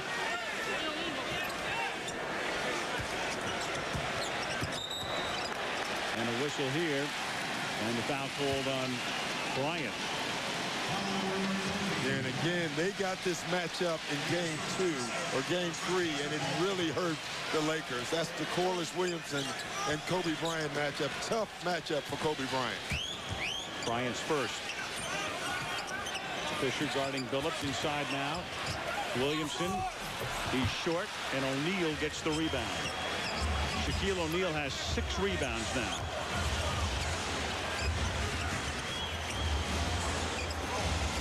Shaq's going to drive to the basket and gets fouled on his way. You know, it's rare that Shaq goes quick, but when he goes quick, it's amazing, first of all, how quick he is, and it's also amazing how quickly people get out of his way. I'm just thinking the same thing. When he turns and starts in like that, I mean, who's going to stop him? Foul on Wallace Rasheed, that's his first. Look at this quick move, and all of a sudden the ocean opens because they see the big Shaq rumbling. O'Neal hitting 60% in the playoffs. Under 50 for the regular season. Makes the first. Here's Michelle. Well, guys, I spoke to Shaquille O'Neal earlier about his love of rest. He's a much more productive player after 2 or more days off than he is after just 1, to the tune of about 6.5 points a game. He put it to me this way. He said, if you hack away at a tree and keep hacking, it'll eventually eventually fall. But if you give it some rest, it'll work with the sun and nature to rejuvenate. And Al, I think he's rejuvenated, but he's going to continue to get hacked all night, isn't he? The big Aristotle, he shouldn't be talking about hacking anything. No, he shouldn't. He makes one of two. He was hitting 60% in the finals, much less than that in the playoffs. And the foul here as Rasheed Wallace goes up. And the foul on Slava Medvedenko. Well, alone on the bench here at the beginning of the second period. And what's different is Rasheed Wallace is not on the bench. You know, he's basically has played this entire first half. This is the first game in the finals so far that he's been allowed to play. Usually he's in foul trouble. Also, Rasheed Wallace is going down to the post, Al, and doing a great job. He really, right now, is their only scorer. The only time Rasheed Wallace has played in the second quarter, a total of 12 seconds, as Ben Wallace comes back into the game and Campbell goes out. The only time Rasheed's been in the second quarter was at the end of the half in one of the games, and Larry Brown put him in a special situation with just 12 seconds on the clock.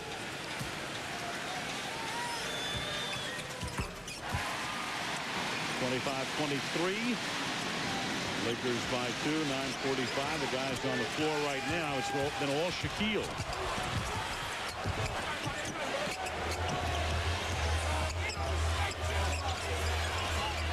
Inside now you've got Rasheed Wallace guarding O'Neal.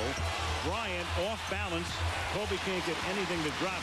With Rasheed Wallace guarding O'Neal, of course, you got to watch carefully for that second foul as Billups is in and out. And O'Neal continues to be dominant on the boards. And one of the things Larry Brown does not want is quick shots. And the reason he doesn't want it, unless it's quick good shots, is because he wants to limit the possessions of the Lakers. Phil Jackson didn't like that quick shot by his club right there. Ben Wallace guarded by Medvedenko.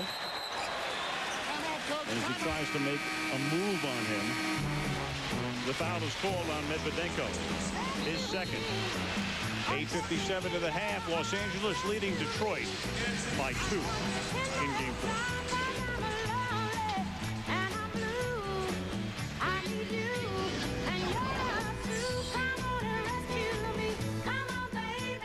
Pandora tomorrow.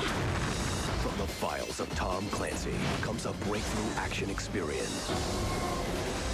Tom Clancy's Splinter Cell. Pandora tomorrow on PlayStation 2, June 18th. Rated T for teen. This year's most unforgettable comedy is coming to DVD Tuesday. It's loaded with special features, including deleted scenes, blooper reel, music videos, a making-of featurette, and much, much more. 50 First Dates. Get it Tuesday on DVD.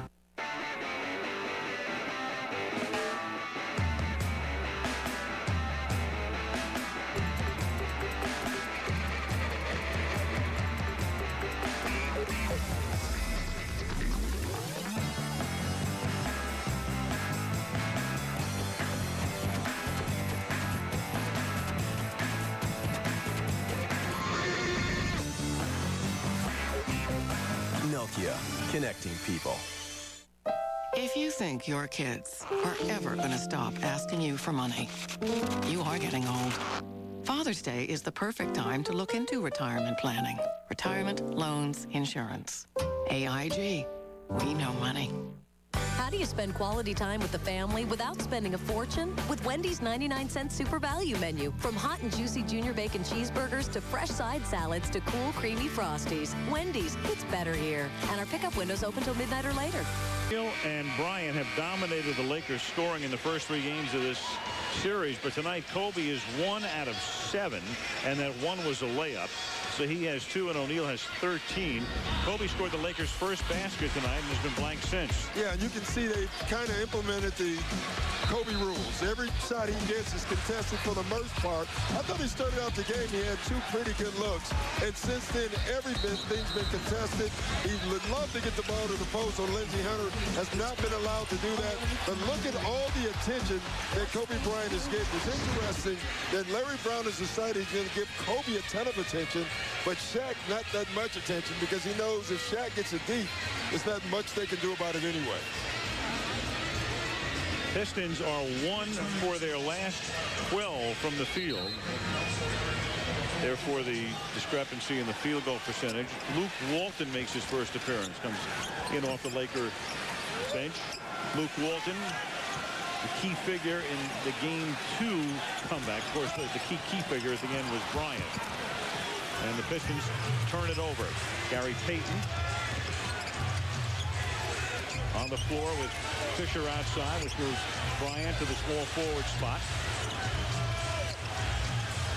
Walton, Fisher outside, passes up the three, settles for the two-point attempt, gets in too far, gets it back, foul underneath. Loose ball on Fisher.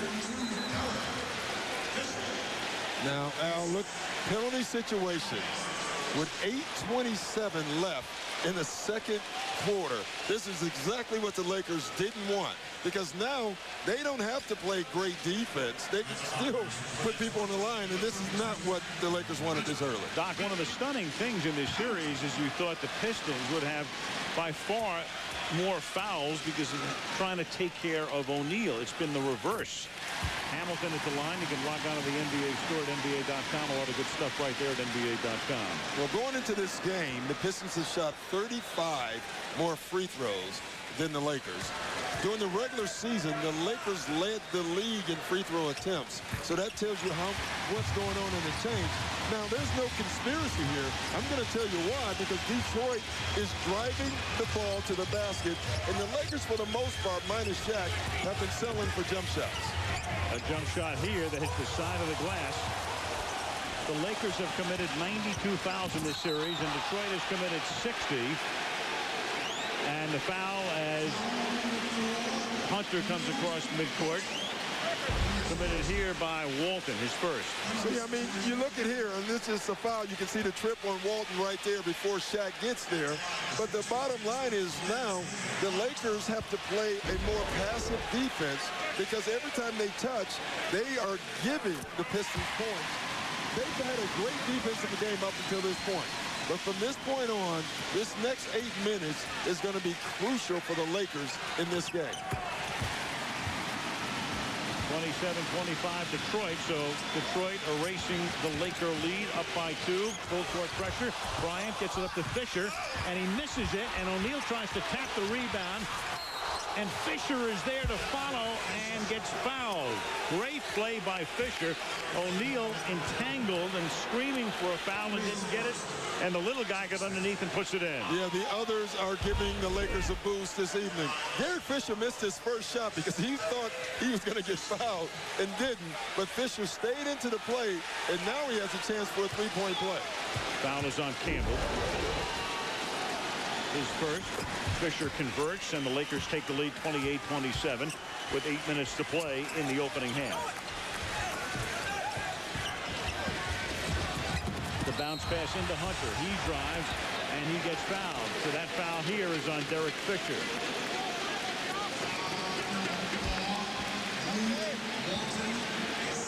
They're going to call it. Yeah. They call it on Walton. Otherwise, for a second, it would have been almost disaster for the Lakers. It would have been Fisher's third. It's Walton's second. Well, Hunter makes the first. Fisher had his hands up, looking like he was signaling the foul. And now what he was really doing was telling Luke Walton that was my fault. Fisher tried to gamble, got out of position, got back cut, and now Lindsey Hunter is on the line. Kobe Bryant gets his first rest of the game. Devin George comes back in. Detroit hitting 74% from the line in this series, and 2 there by Hunter, make it a 29-28 Detroit lead. Tonight, the Pistons are 15 of 16 from the foul line. O'Neal off the side of the glass. And then underneath, with Wallace battling Payton for it, it's called on the Lakers. And the march back to the free throw line. I mean, it's amazing. Back to the free throw line, the Pistons go. The Pistons, for the rest of the quarter, they don't have to make another field goal. Al, they're going to stay in this game because they can keep going to the foul line. And again, they're doing it because they're more aggressive right now, and they're driving to the basket. They're getting fouls because they're attacking the glass. In fact, the Pistons do not have a field goal in the second quarter. All they need is what they've been doing from the line. That's only their second miss. Detroit with 8 points in the period, all from the stripe. Malone on the bench. O'Neal's on the bench. All right, Bryant's on the bench. O'Neal on the floor right now with George Fisher, Walton, and Payton. Pistons have Campbell with Williamson, Ben Wallace, Hamilton, and Billups. O'Neal gets fed, gets tripled, scores anyway, and he'll go to the free throw line. You know, it's interesting. Shaq, the last 2 times, had decided to go to the jump hook. That time he said the jump hook is not working anymore. I'm going to go with the power move, and that's exactly what he did. When he lowers that shoulder and is able to split, unstoppable. Brian Russell up on the baseline. Rick Fox up. Kobe gets up. Brian Cook as well. 7.5 to play in the second quarter. And we have a lane violation, which will give Shaquille O'Neal another attempt. You know, bad free throw shooters are at the absolute worst when you're trying to time to get in the lane because they don't have a rhythm. Can't make, in effect, the bonus. And to the chime, which resonates throughout this arena, Big Ben Wallace gets the rebound.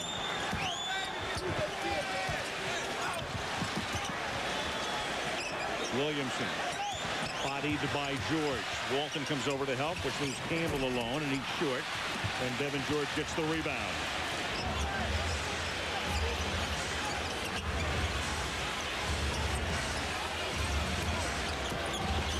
Walton leaves it outside for George.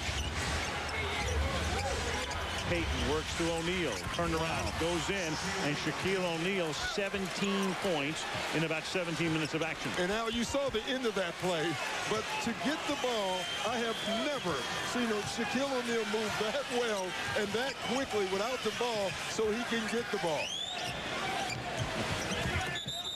You know, Michelle made a good point before. As the foul is committed here, foul is on Fisher. That's going to be his third. It's a big difference having 2 days rest and 3 days rest at this part of the season when a guy is 32 years old. The Lakers would also benefit if this goes to a 7th game. The only other time in this series there would be a 2-day rest period would be between 6 and 7. Yeah, well, they would be happy to get to a 7th game if it was tomorrow because right now they need a win. Bryant will come back in. Prince comes in, replacing Williamson. Fisher goes to the bench because he's the only guy in the game with 3. Billups, who has just been magnificent in this series. 10 points already tonight. Makes them both.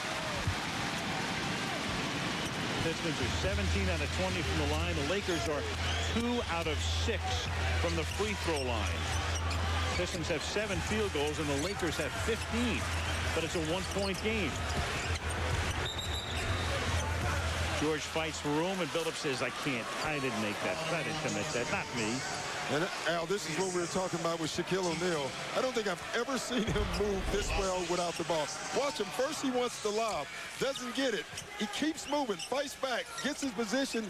Then quick move.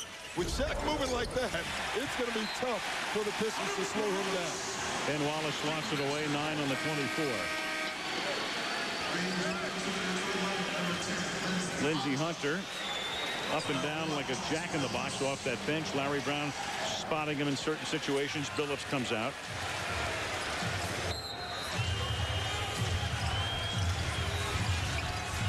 Here's Bryant.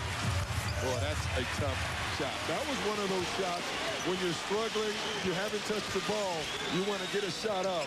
That's what that shot was about right there. Bryant now 1 of 8. Here's Hamilton wearing that face mask to protect the broken nose. And the jam by Rasheed Wallace underneath. Detroit back up on top. Walton drives all the way in and then travels with it. Yeah, Walton is trying to do a little too much right now. Got caught in no man's land.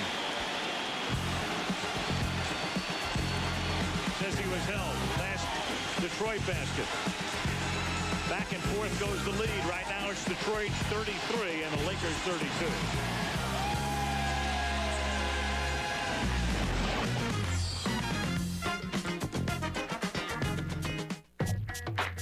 What's cold? Coors Light, fast breaks and steals. What's cold? 3-on-1, that's when the game get real. What's cold? Slapping backboards, dunking and breaking glass. No look passes, throwing elbows and talking trash. If you weak, then have a seat. You need to get off the court. Life's cold, but ain't no place for you in this here sport. Ice cold, frost bitten and shivering. It's cold like that, and you could either watch it or live it. Unleash the Rocky Mountain cold taste of Coors Light.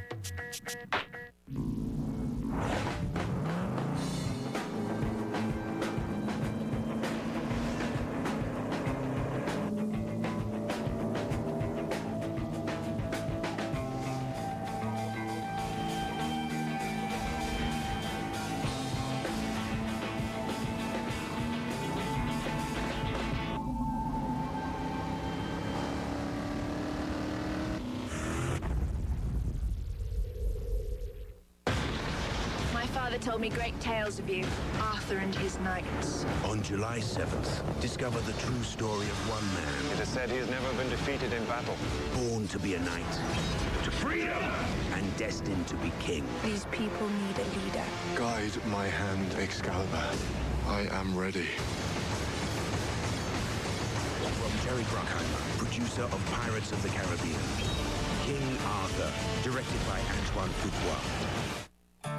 The NBA believes that reading is the foundation to a child's future. And when you develop a lifelong love of reading, anything is possible. How does a dinosaur say goodnight when Papa comes in to turn off the light? Whether it's one book, one child, or one relationship at a time, the teams and its players are strengthening ties with their communities and building a brighter future for everyone. So open a book and read to achieve. The NBA Finals on ABC, brought to you by Coors Light. Unleash the Rocky Mountain cold taste of Coors Light. And Nissan, who invites you to shift the way you move through the world. Shaquille O'Neal, a big-time night. 8 of 10 from the field, 8 rebounds, 2 assists. And during the timeout, it appeared that Phil Jackson was thinking about resting him. And here goes Shaq out to where the coaches are all meeting. Kurt Rambis and Phil Jackson, Jim Clemens, Frank Hamlin. And was able to, I don't know if he was going to come out or not at that point, Doc, but if he sensed that Phil was going to take him out, I think he asked to stay in. Yeah, it's a pretty smart move. That's why Phil has won those 9 titles. You know, he listened to the big fella. You know, that's what he should do. You know, Shaq knows that this is a big game. And people talk about leadership. That's a form of leadership without saying a word to the rest of his teammates. Well, Michelle talked about it before at the practice yesterday with O'Neal and Bryant and the 5 guys with 3 rings as Wallace puts one up from the outside, getting together and calling Phil into what he called a dingy men's room, like there's any other kind. Yeah, I didn't know there was a clean one. And they had a meeting because they have 5 guys remaining on the team with all 3 rings, and the foul is called here by Dick Vivetta inside. And Lindsey Hunter was caught. That's why he has the smirk on his face. Veterans have all the tricks. Now watch Lindsey Hunter here. He was grabbing the jersey, and he thought he can get away with it. Now the Lakers are in penalty. So now it can even up for the Lakers. They have a chance now to pound it down low and get to the free throw line. It's rare that they're shooting a free throw in this series. Kevin George does not have a point. In fact, has not attempted a free throw, has not attempted a field goal, and now he gets on the board. And I want to keep making the case, Al, that the reason that the Pistons have gone to the foul line is because they've attacked the basket, and the Lakers, for the most part, have settled for jump shots. The difference in this game, you see the Lakers are starting to drive the ball as well, and they're getting it to Shaq more. A little blood, and of course that compels George to go over and be checked out by Gary Vitti before he can attempt his second shot. And it's in effect George laughing about whatever, cut lip. No charged timeout here.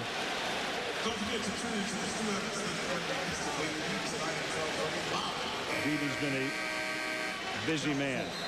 We know there'll be a Game 5. We'll have it for you right here, 8:30 Eastern and 5:30 Pacific on Tuesday night from the Palace. It's the Lakers and the Pistons. And then if there's a Game 6, back to L.A. on Thursday night. If there were to be a Game 7, it would be in Los Angeles a week from tonight. All the starting times are the same. George now. Makes it 34-33. Several lead changes in this one. The game has been close from the outset. Lakers led by 1 at the quarter break. Wallace throws it all the way into the backcourt and out of bounds, so they'd have lost it in either instance. And Larry Brown looking down the floor. Larry has moved around a lot. It's comical to a lot of people, but he, in a way, he seeks perfection. It's his 10th head job since the early 70s. Yeah, I played for him. I can tell you, he definitely seeks perfection. His players, though, love him. Here's Bryant. Got it. And that, again, was a tough shot, but Kobe Bryant has the talent to pull it off. So Bryant scores his first points since early in the game when he scored the Lakers' first points on a layup. 10 on the timer. Now 5. Rasheed Wallace. Crowd getting anxious. Ben Wallace is there to tap it, but O'Neal saves it for the Lakers. LA by 3. Here's George, 4-3. And then it hit the 24-second clock above the backboard. I tell you, right now, the Lakers completely have taken Detroit out of their offense. You can't get any worse offensive possession than the Pistons are having, and that right there is a Kobe Bryant jump shot, which again is well defended, but he's able to make the shot. A little bit of the Michael Jordan tongue action there. Wallace missing, and Shaquille O'Neal has 10 rebounds to go with his 17 points and 2 assists. Malone has to fight for it, goes all the way in, gets too far underneath, and it's taken away by Rasheed Wallace. Well, he just had no lift. That's from his knee. Hamilton tapped out of bounds. Detroit retains it. I mean, right there, Karl Malone had a layup that usually, when he's healthy, he at least comes out of this with the foul. But watch how he can't even get off the ground right now. And that's really difficult for him. And it makes him extremely frustrated, obviously. But you know what? He's actually doing pretty well when he's out on the floor. Fresh 24 as they'll inbound the ball. Kareem Rush comes in. Devin George goes out. 2 for their last 18 are the Pistons. They're hanging in on the free throw line. Prince. Tapped by Malone into the hands of O'Neal.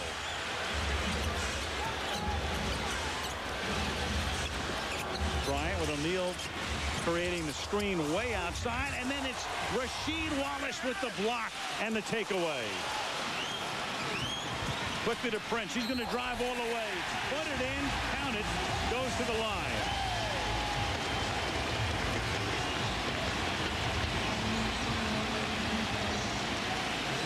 See, once again, Kobe Bryant drives, gets caught in traffic. Rasheed Wallace makes a great play, and it allows the Pistons to do the one thing they've done offensively throughout this series is attack the basket and go to the foul line.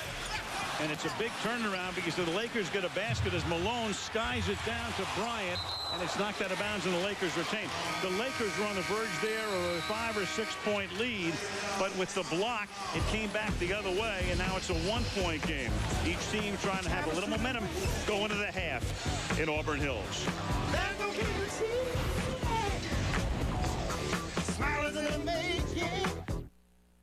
You're driving along. A car pulls in front of you. Another pulls alongside. When the guy up front stops short, you rear-end him, just like he wanted. It's called a swoop and squat. And fraud like this can add hundreds of dollars a year to your insurance bills. It's why Allstate has a dedicated fraud team to track down criminals. Fighting fraud helps keep your insurance affordable. That's Allstate, Stan. Are you in good hands?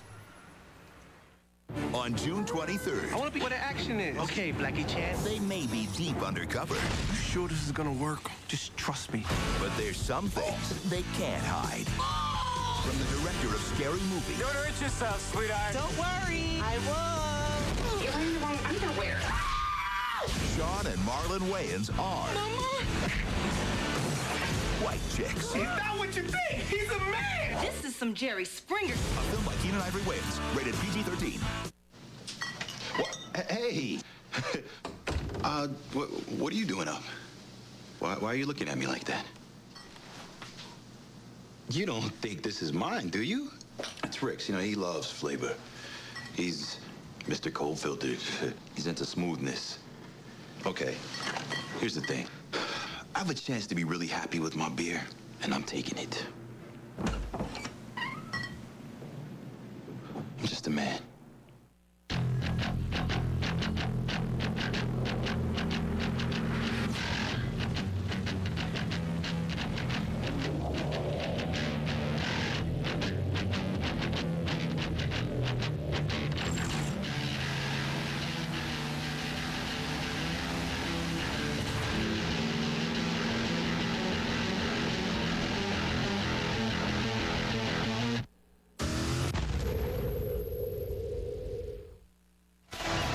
Detroit Pistons have made just 9 field goals in the first half. The Lakers have 12 assists on their field goals, yet it's only a 1-point Laker lead because of the free throw discrepancy. Verizon Wireless halftime report coming up with analysis from Byron Scott and Tom Tolbert. Your thoughts thus far?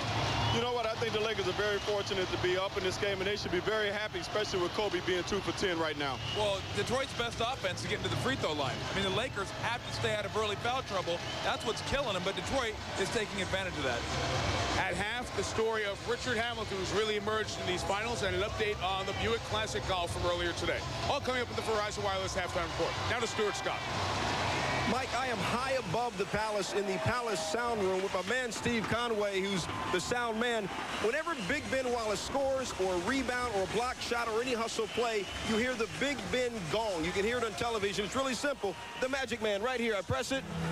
The big gong. Now, I asked Ben, I said, there's no way you hear that because you're too focused, right? He said, oh, absolutely not. He said, I listen for it. If I do something, I'm thinking, hey, where's my gong? Steve Conway, the man with the gong, Al. He's probably mystified right now. He's figuring, what is that gong for right here? Bryant misses. Ben Wallace.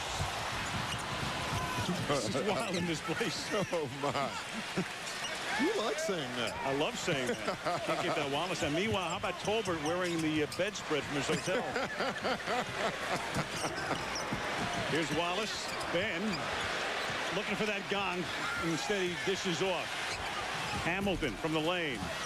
And O'Neal gets the rebound. Well, it's been like a one-man rebounding machine for the Lakers, and it's all been Shaq. Kobe gets an open look. Bryant, boy, he's not even close tonight. Ben Wallace, here comes the gong.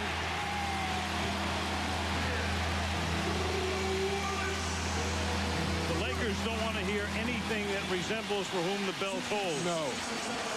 37-36, Detroit. They've gone away from getting the ball to Shaquille O'Neal. Rush, batted away. You know, the Lakers go on these spurts where they go 3, 4, 5 minutes without getting the ball to Shaq, and they have to get it to Shaq. And this has been Wallace running the floor. This is one thing that the Pistons feel they can do on rebounds. They think they can beat Shaq back, and that's true. Rick Fox has come in, fumbles the inbounds pass. There's only 4 on the timer, and Fox doesn't know how much is left. Now he does. So Fox came into the game but wasn't aware how much time, and Hunter's going to make him pay. Lindsey Hunter all the way to the basket, and Detroit trying to finish the first half with a rush. That's a great example. When you come off the bench, you have to know time and score, and that's an uncharacteristic mistake by Rick Fox. And O'Neal loses the ball, and it's stolen away, and there's no foul, and this is James. And he gets fouled. And they're going to count it because they're going to call it goaltending. So they bring Mike James, seldom used. He comes into the game. Larry Brown loves to mix and match at the end of a quarter, and he does it here, and James gives them a 5-point lead. James has come in and give them a spark with his quickness. Malone gives it back to Bryant. Kobe in traffic. Kobe has it partially blocked. Malone gets it. Try to get it to O'Neal. Pistons retain possession. James again. Dishes back to Big Ben. He'll get a mini gong. He'll go to the free throw line. Now, no Shaq means big times Detroit Pistons. Every time they get a long rebound, Mike James is flying down the floor. Here's another one with Kobe Bryant coming in, goaltending the ball. I mean, he's putting so much pressure on the Lakers that it's funny. Every time it's either a bucket, goaltending, or they're going to the foul line. Wallace misses the first. Payton has committed his third foul. The Lakers have committed 18 fouls, and the Pistons only 8. 20-second timeout, Los Angeles. With Detroit up 41-36.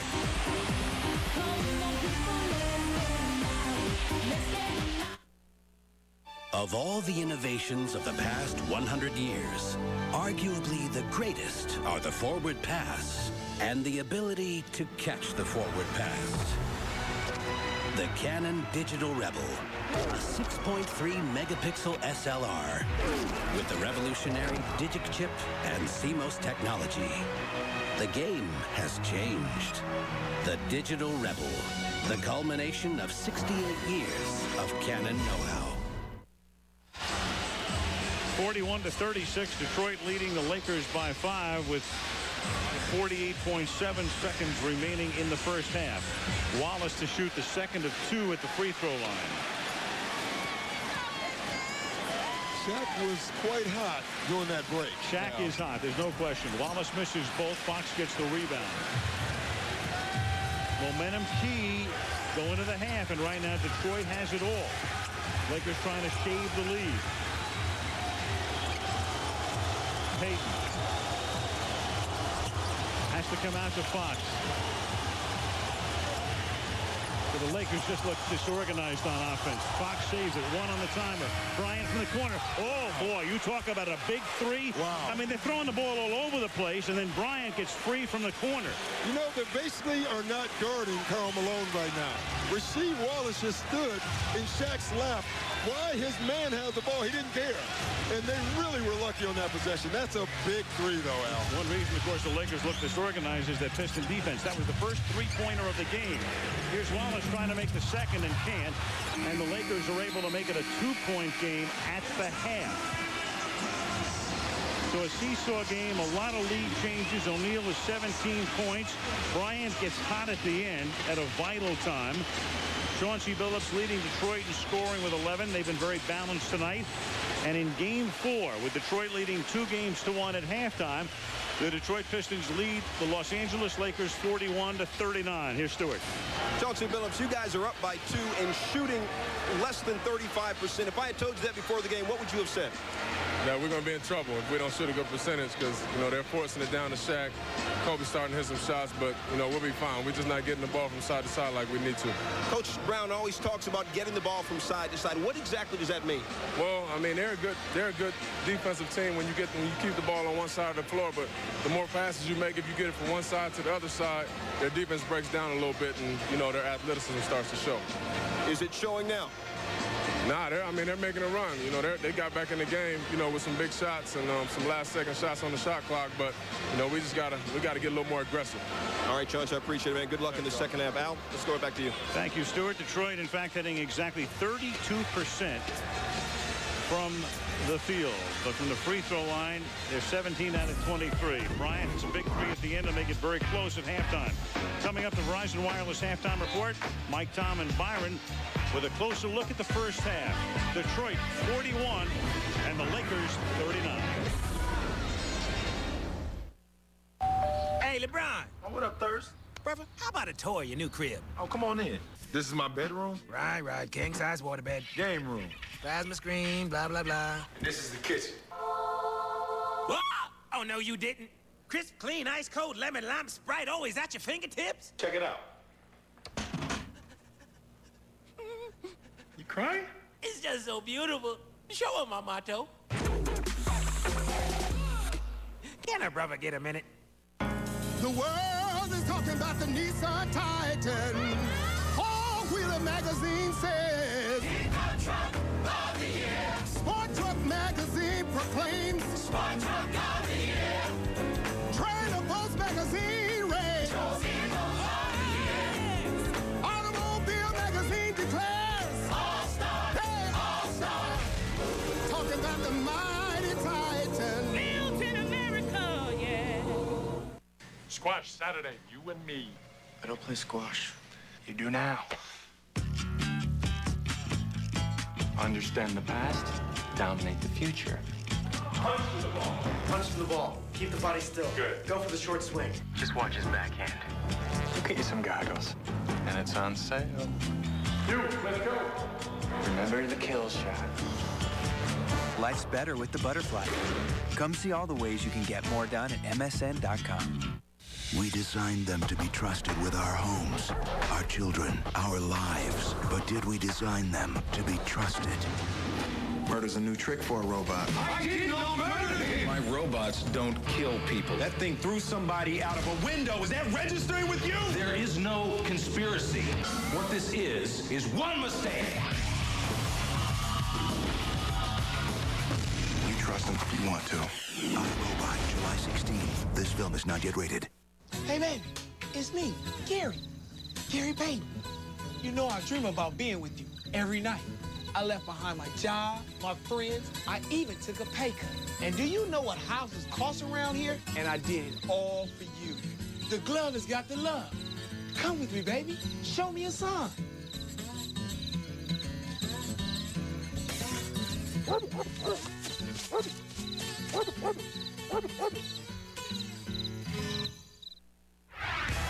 This is the Verizon Wireless Halftime Report.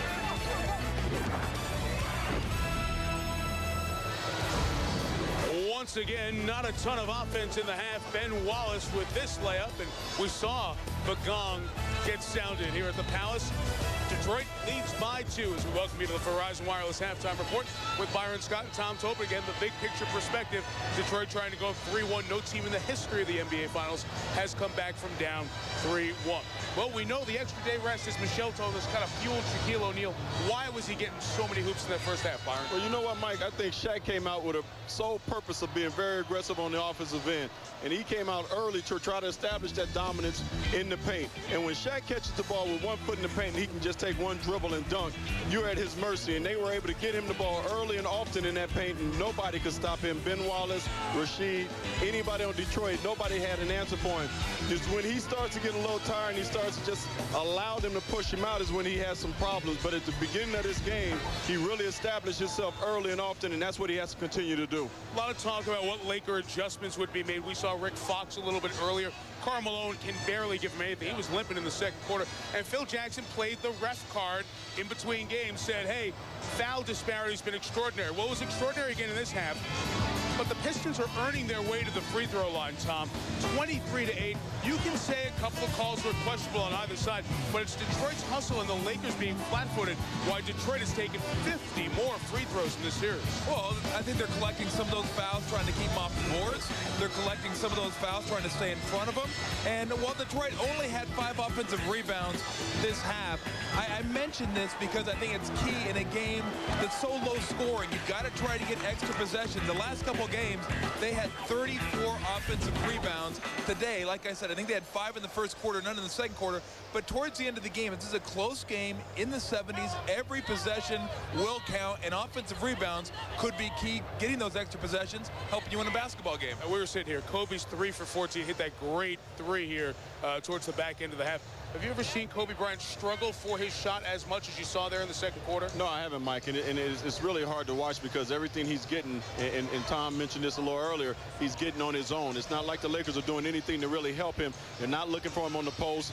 They're not really doing a lot of pick and roll with him. So everything Kobe is getting is basically on his own, and that makes it very difficult, especially against a defense that is devised to stop you, and that's what the Detroit Pistons are doing right now. Did you see enough desperation from the Lakers in that first half?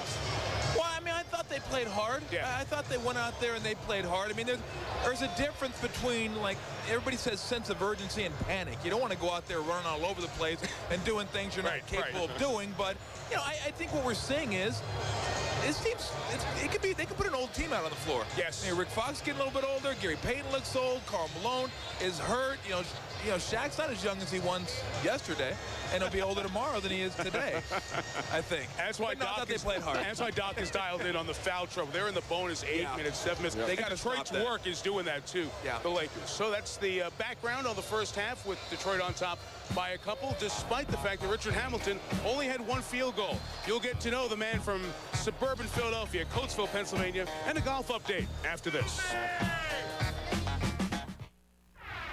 The Verizon Wireless Halftime Report, brought to you by Verizon Wireless, the only wireless provider that allows you to vote for the NBA Finals MVP. Can you hear me now? Good. Thomas Schmidt. It's tough being the first one of my college friends to get a job. We like to talk a lot. Guess how many cookies I have in my mouth? 6. That's why we all joined in. Join in and make free calls to any Verizon Wireless customer anytime without using any plan minutes from our national in coverage area. Bring home toilet paper. Is your group in? Verizon Wireless. We never stop working for you.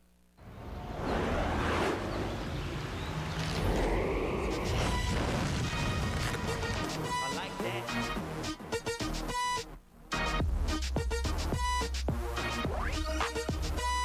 McDonald's and Sony Connect are hooking up for the greatest music deal in history. Every time you buy a Big Mac meal, you get a free song. Just go to Connect.com to get your access to hundreds of thousands of hot tracks. Coming to DVD, nothing is off limits at the barbershop. Lenny Kravitz. Eminem. Brad Pitt. Vin Diesel. Mel Gibson. Luther Vandross. You ain't going too far now. Can you talk about Luther Vandross? No. What you gonna do about it? Barbershop 2 on DVD June 29th. If you think your kids are ever going to stop asking you for money, you are getting old. Father's Day is the perfect time to look into retirement planning. Retirement, loans, insurance. AIG. We know money.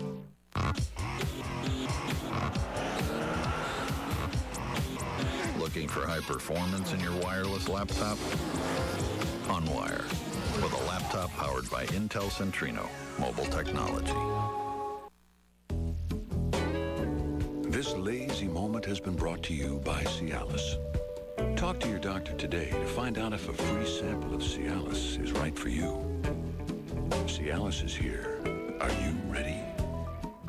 This week, Madonna lets loose. I'm naughty child number 1.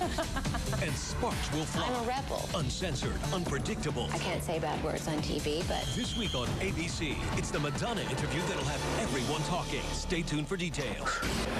Night and day, you are the one. It's only you beneath the moon and under the sun.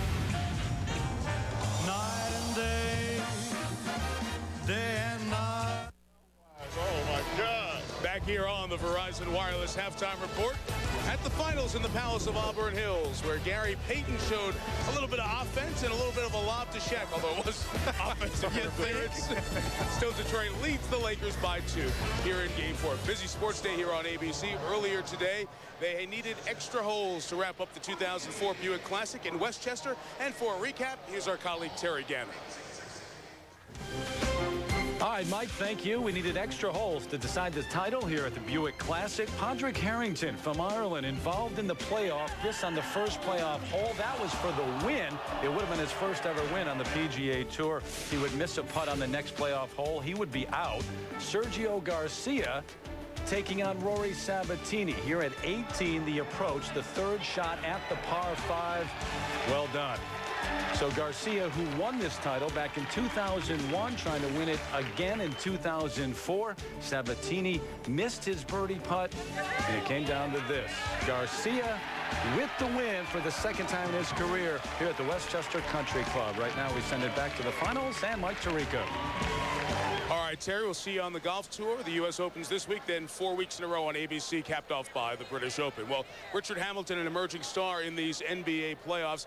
He's from suburban Philadelphia, 50 miles away from Philly in Coatesville, Pennsylvania, or as Rip likes to say, Philadelphia is 50 miles away from Coatesville. He likes to put it in Coatesville words. That's because that hometown is one of the biggest ingredients in his life. The other one, his dad, who, oh, by the way, is using the same nickname as he. He is called Big Rip. Richard Hamilton has gotten to this stage on the finals thanks in part to the fuel from Coatesville and the foundation from Big Rip.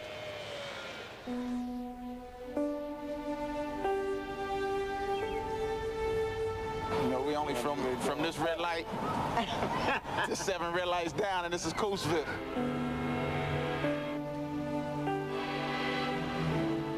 And we've been here all our lives. It's a lot of trouble you can get into in Coatesville. I didn't want my boy to make some of the mistakes I made in my life. He always said that I'm going to put you in a situation where you can succeed. I'm going to try to get you away from all the negative stuff that bring kids down.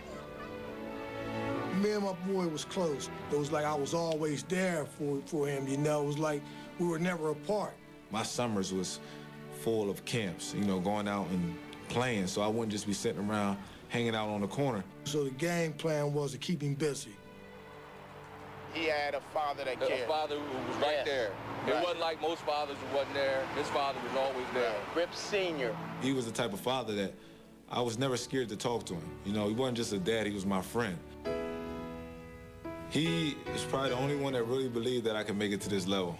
A lot of people always said to me, you know, Rip, you're just gonna be just like all of us. You might go to school or you might do a whole lot of stuff, but you'll never ever make it to the NBA. You're gonna get people that's gonna tell you something just because they want to try to stop your progress. Your mind is the strongest muscle on your body. So once you key that in, you can do anything else. But see, the thing about Rip is he never changed. He always comes back to Coatesville after the season. And he always goes around the community. Because if you can touch one kid and they see that you made it, it puts a smile on your face. Showing everybody they can make it too. They try. They work hard. You know, his main focus is for the kids. You know, you got to start with the youth. He loves his town. Yeah. He does. I'm not just representing Richard Hamilton. I'm representing the whole 11,000 people in Coatesville, Pennsylvania. He's our star. That's right. That's right. That's the bright star of Coatesville. Regardless how small the city is, you're gonna know where I'm from. Holla at the kid, Coatesville, baby. Regardless what I do on the floor, the one thing I want people to remember me is Richard Hamilton from Coatesville, Pennsylvania. Coatesville's getting their first ring through Richard Hamilton. It really doesn't surprise me what he's doing right now. It was just a matter of getting in the right situation and being in the right place. He said, Rip, you know, your job is not just to get to the NBA. Your job is to be a superstar in the NBA. Your job is to go out and do everything possible to win an NBA championship. So when I'm here right now, he said, don't be surprised. You know, I had a vision. You're supposed to be here. So I want to cherish it and do everything possible to go ahead and try to get a ring. Nicknamed Rip after his dad, who earned the name Rip because he used to rip his diapers when he was a kid. You'll see Rip, Chauncey, the rest of the Pistons take on the Lakers. Will it be a clinching game when we join you for Chevrolet NBA Hang Time at 8:30 Eastern on Tuesday night? Half two will tell that tale. Chauncey Billups, Richard Hamilton's backcourt mate, with 11 in the first half. Detroit by 2. Al and Doc have half two for you right after this.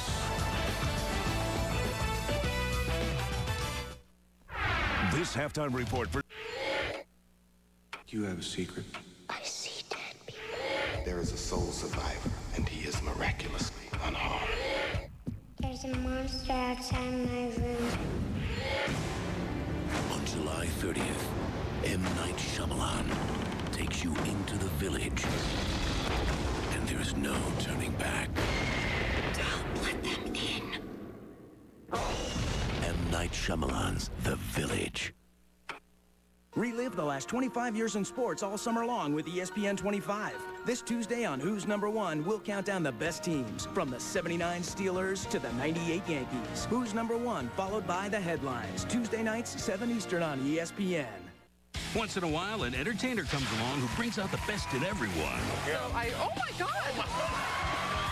You just gave us a West Winger is what happened. Just another reason why he's a man of the people. Jimmy Kimmel Live, late night. Tonight's game is brought to you in part by Rock Financial. Hi, I'm David Hall from Rock Financial with breaking news from the mortgage experts that Piston fans aren't going to want to miss. Now through the end of June, the first 1,000 clients to apply for a home purchase or refinance will receive Rock Financial's family-friendly 4-pack. That's right, 4 tickets to 4 home games, 4 T-shirts, 4 hot dogs, soft drinks, a parking pass, and more. Exclusively from the mortgage experts at Rock Financial, proud presenting sponsor of your Detroit Pistons. Limited time offer. Call now, 800-333-ROCK. What does Detroit All-Star Ben Wallace want in a truck? Foul. Like a Triton V8 engine. What else? Gotcha. The highest available payload. Anything else?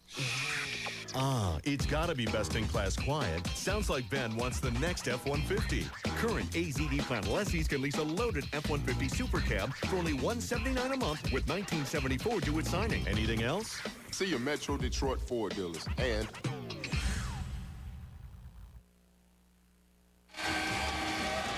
Palace of Auburn Hills outside Detroit. Al Michaels, Doc Rivers, Michelle Savoya, Stuart Scott with you. First half stats in a 2-point game. Lakers, as we've been telling you throughout the first half, dominant from the field, but Detroit with almost 3 times as many free throw attempts. Detroit on the break has been hot. Lakers have more assists. You know, Bryant hit the shot in game 2 that everybody will remember. If the Lakers are to win this game, they'll remember that shot at the end of the first half, too. Yeah, they would. That was a huge shot. I mean, they could have gone down 5, 7, maybe even 8 points to go into the halftime. And the way they've been struggling offensively in the second half, that would have been huge. But right now, the whole story in this game, there's 2 stories. The Lakers are playing much better defense than they have in the games previous. But they're fouling again, and the Pistons are marching to the foul line, and that's why that's the only reason the Pistons are in this game right now. Detroit trying to set itself up to clinch the title at home here on Tuesday night. Lakers trying to ensure game 6. We go over to Stewart. Al, it was interesting. When Larry Brown came out of the locker room, he was as worry-free as I've seen him this entire series. Despite the fact the Pistons are shooting just 12 for 37, he told me that he told his team, look, guys, you rushed a few shots, but most of your shots were good looks. You can't worry about not making shots. You got to keep shooting and not worry about the consequences. He was actually, for Larry, pretty carefree. For Report the Lakers, let's go now to Michelle Savoya. All right, Stu, I spoke with Kurt Rambis coming out of the locker room at halftime. He said they were really disappointed that they let the Pistons have that run at the end of the first quarter. Second thing he said is we have got to stop fouling them. He said, quote, it's ridiculous how much scoring they're getting at the free throw line. And the third thing he talked about was Shaquille O'Neal. And a couple times when we saw Shaq get really hot, Doc and Al, you talked about it. He said Shaq's doing the things we're asking him to do. Other guys aren't making the reads and they're not getting him the ball. And that's what he's getting frustrated over. Doc, Al? All right, thank you, Michelle. 41-39, Detroit. So the same guys that started the first half start, the second, and O'Neal starts with a dunk to tie the game. And we mentioned before, when it's starter against starter, head-to-head, mano-a-mano in this series, the Pistons have totally dominated the Lakers. Well, not tonight. And I tell you, Ben Wallace is a strong guy. And right now, Shaq's making him look almost like a kid. That last time, Shaquille O'Neal grabbed the ball, backed it up, and look at Ben Wallace. Ben Wallace is a strong man. He's doing everything he can, and the next thing you know, he's up under the basket. That tells you how strong Shaquille O'Neal is. Lakers can take the ball away. We're talking about starter on starter, but tonight it's not applicable because Devin George had those 2 fouls early in the game. So starter against starter have faced each other only 90 seconds. But here they are again, the primary 5 for each team.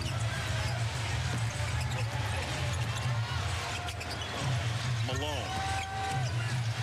See, Rasheed Wallace is basically not guarding Karl Malone. And if Karl Malone is not going to take that shot, then he's not going to be able to play in this game. And the Pistons, of course, with a great defense. The Lakers almost with a 24-second violation, having to force a shot at the end. Prince will drive. Softly puts it in. Even his layups are so graceful. I mean, he just glides around the court. He's one of those players that looks like he's not moving that fast or working that hard, but he really is.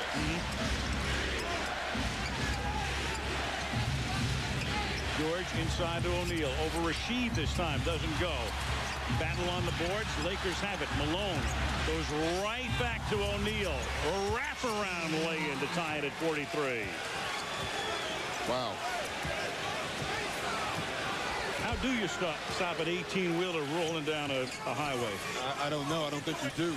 They have those runaway ramps. Maybe they can put that in. That's it. Full of gravel and sand.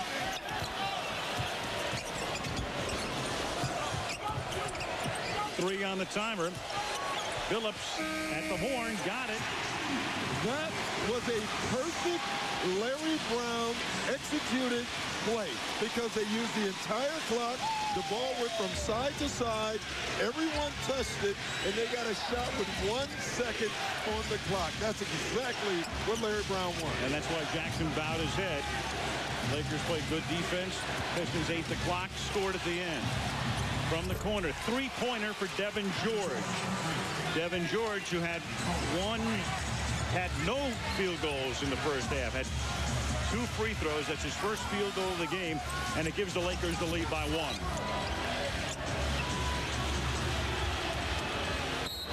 Wallace works on Malone. And Malone gets called for the foul. That'll be his second. The Lakers have 2 guys with 3. Payton and Fisher, 2 guards. The Pistons have only 8 fouls in the game, and there's only 1 Piston with more than 1, and that's Billups, who has 2. And Billups dishes it off for Wallace when it looked like Billups could have gone all the way in, and Ben gets fouled. But see, that's a good foul. You know, number 1, he's shooting. He's in the act of shooting. Number 2 is Ben Wallace. And if he splits these free throws, that 1 point could be huge later. Now, one of the things Gary Payton has to do, and he did it in the first half, he made some moves outside of the triangle where he just attacked the basket and got to the basket. I think this is a game that Gary has to impose his will on. Now, he's not going to be a dominant player because he's not a dominant player on this team. But when he does that, he gives them something extra.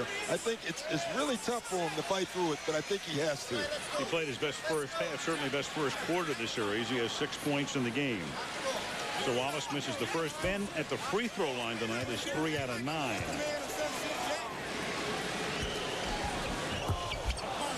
And now O'Neal gets the rebound, and for Shaquille O'Neal, that's 13. 13 of the Lakers' 24. Payton off a Malone screen. Into Kobe, too hard, and off Kobe's hands. Karl Malone is going to have to look at the basket because right now Rasheed Wallace is not even guarding him. And the follow is there after the Prince miss. Rasheed Wallace puts it back in.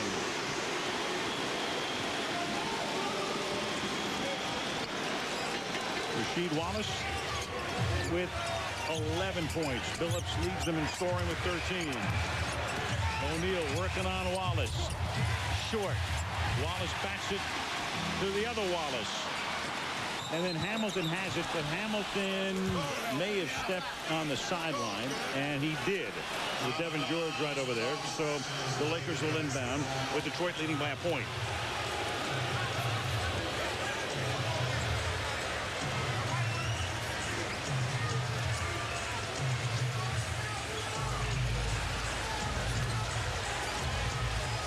Minutes into the third period.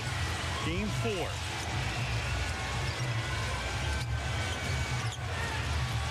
Malone, well, he's going to pass that shot up again. Now Bryant. Bryant gets it back. Off balance. Look at the traffic. 2-on-0 break. Automatic for Phillips. Three players ran at Kobe Bryant when he put the ball on the floor. The Detroit Pistons have decided they're going to employ the Kobe rule. They are not going to let him have a free shot. Jackson already has one technical. He's going over to Nice saying, how can you not call a foul down there?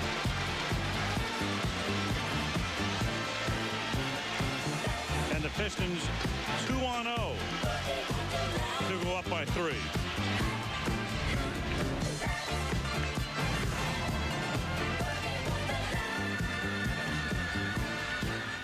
In 30 days, your gym and your gal are gonna be mine. One goal made them a team. We can't just let Global Gym take us over. We could play dodgeball. Perfect. One team made them a family. This summer, one game.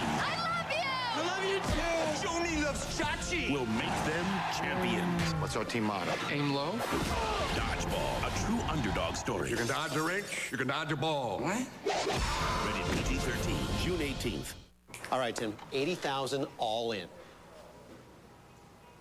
Okay, all right. Forget about that. I was just kidding. 72.5. Say no more. Moonroof, extended warranty. Stop me at any time. Titanium wheels package. After that, I mean, you're cutting into my, which you don't care about. I got nothing else, Tim. Done. Did you know you were going 65? Okay, 55.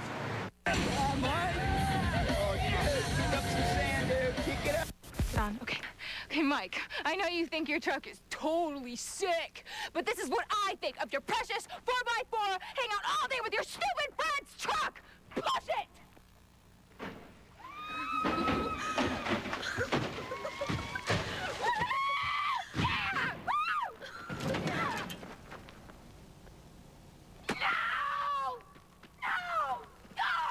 At the Bud Light Institute, we're proud that our beer is made with all natural ingredients and is low in carbs. So few, in fact, it's easy to burn the carbs in one Bud Light. That's why we've created the Mini Treadmill 2010. Use your treadmill at home, on the town, even in the gym. And it stores conveniently away till you need to use it again. Order yours today. Fresh, smooth, real. Bud Light, it's all here. This copyrighted telecast of the National Basketball Association may not be retransmitted, reproduced, rebroadcast, or otherwise distributed or used in any form without the express written consent of the NBA. The NBA Finals on ABC, brought to you by the Toyota Tundra Double Cab. Not just big, life-size. Bud Light, fresh, smooth, real. It's all here. And Nike Basketball. Palace of Auburn Hills, 49-46. Detroit leading by 3. For Kobe Bryant, who was 4 for 13 the other night. Take a look at his shot chart, Doc. 3 out of 15. Yeah, and I would say out of those 15 shots, 2 or 3 of them have been open. All the other ones have been contested, and not only contested by one hand, by 2 and 3. I mean, the Detroit Pistons have really decided to clamp down on Kobe Bryant. I think they've kind of thrown in the towel with Shaq. They know he's going to be very difficult to stop. I think they're waiting till the fourth quarter where they can employ the hacker Shaq maybe to slow him down.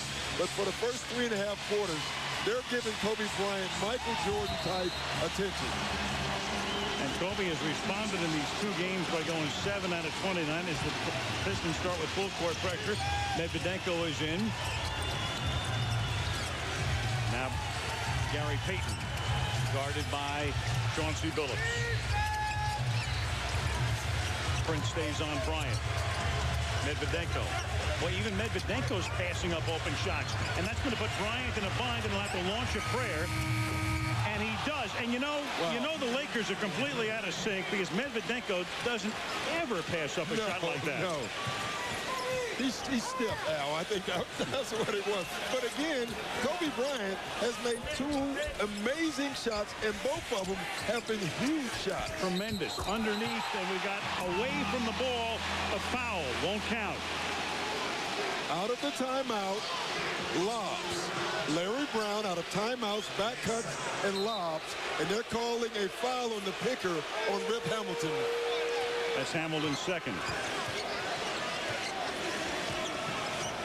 Coming up to the halfway mark of the third period. The game tied at 49. Bryant, turnaround. Missing here, Rasheed Wallace off the glass. See, now you can see what Kobe's trying to do is go quick before help can come, but that's not the rhythm that he wants to shoot the ball at. Try to lob it into Rasheed Wallace, then followed. Bryant starts back for the Lakers.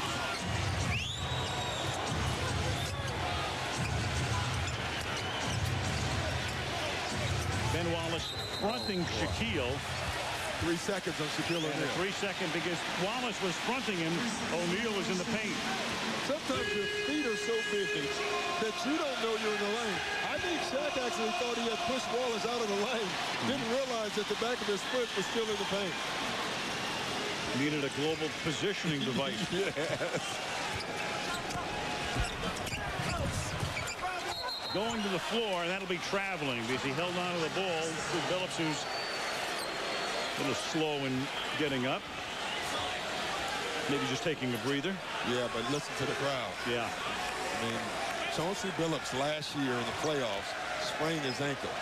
And from that point on, he was never effective again. These fans know that.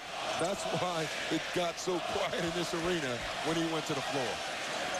So he gets up, and as we mentioned before, at this point, in the 4th game of the series, Billups would be the primary candidate, I would think, Doc, for MVP. Yeah, no doubt. Into O'Neal. Hamilton is on him, but then he gives it to Medvedenko, and he's short. Gets his own rebound and gets fouled on what the Pistons think is a jump ball by Wallace. And then Wallace and Medvedenko start to jostle. You know, and I hate to say this, Al, but if I'm the Lakers, I don't separate. You know what I mean? Oh, yeah, I know what you mean. Really of course. Don't. I don't separate. It's like making a trade. You want to make a trade? Yeah. You want Medvedenko? Sure. We'll take him out. You take Wallace out. Absolutely. You know when you're a little kid and you kind of push the guy into the other guy?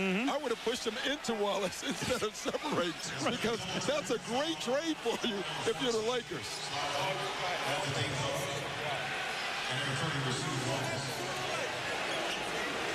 Just a bunch of talking, you know. Unless you're in football, usually, and even those fights, they have helmets on. It's usually just a bunch of talking. Little Ukrainian thrown in there. Yes.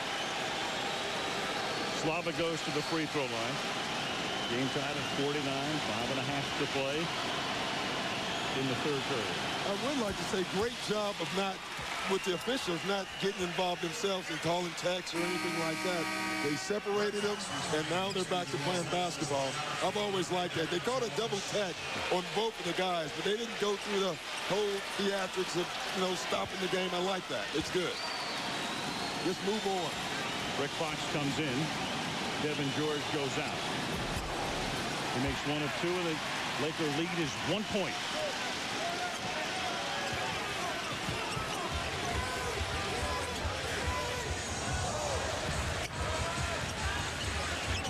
Billups looking inside to Rasheed Wallace. Medvedenko guarding it. Puts it in. I love that. I love what Larry Brown just did.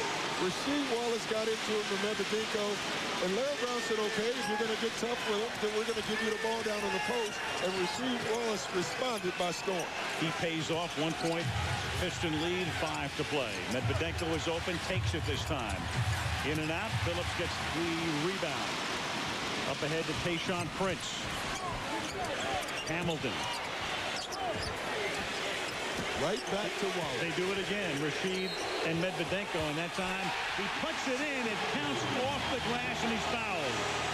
You know, there's an old saying, sometimes you should let sleeping dogs lie. Rasheed Wallace has been quiet since the first quarter. Medvedenko comes in, gets him excited. Now he scored the last 2 buckets, and he has a chance here to get a 3-point play. Got the ball back in his fingers after it started to slip away to make it off the glass, and a chance to make it a 4-point game. You talk about little adjustments at halftime. The adjustment that the Detroit Pistons have made, they've decided they're not going to guard the 4 position on the Laker team. They're going to use him instead to sag back and Jack's lap and make it a tough catch. You saw Malone on the bench, who'd normally be in there guarding him. Medvedenko. Look at Wallace. Medvedenko again. Whoa, not even close. Now it's a 2-on-1 with Bryant on the defending end, and that's enough to stop it as O'Neal gets the rebound. Yeah, Wallace was so concerned about the charging foul, he missed the shot. Into Fox. Payton. And Bryant underneath. Travel. 4 minutes, 2 seconds remaining. Third quarter in Detroit. Game 4. Pistons trying to go up 3 games to 1. The game's been close all the way. Shaq red hot early as 21. Rasheed Wallace has gotten hot late. He's their leading scorer with 16 points. Game 5 for certain is here on Tuesday. Will the series go back to LA for a game 6? On Thursday, the Lakers can cement that with a win here tonight, or Detroit can put itself in position to win the NBA title at home on Tuesday night. Wallace backs Medvedenko in and then misses, and O'Neal high in the air for his 16th rebound. Jack has not touched the ball in a while. Here he goes. 3 guys on him, touched it, and scores it. I mean, you got to go to him, man. I think the Lakers go these stretches by trying to move the ball, and sometimes they forget about the big fella. There has been no answer for him tonight. He's the only constant offensively for the Lakers. And now Larry Brown, sensing that may be the MO down the stretch here in the third quarter, takes...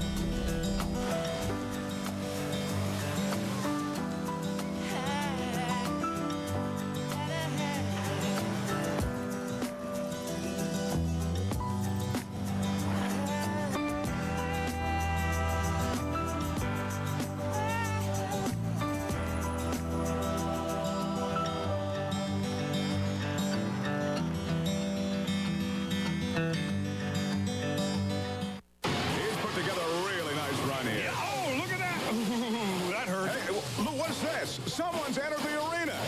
Get that guy out of here for crying out loud. It's cyclone time! I'll tell you, he doesn't see him. This could get ugly. Oh, my. I have no words for what we've just seen. I'm speechless. Utterly incomprehensible.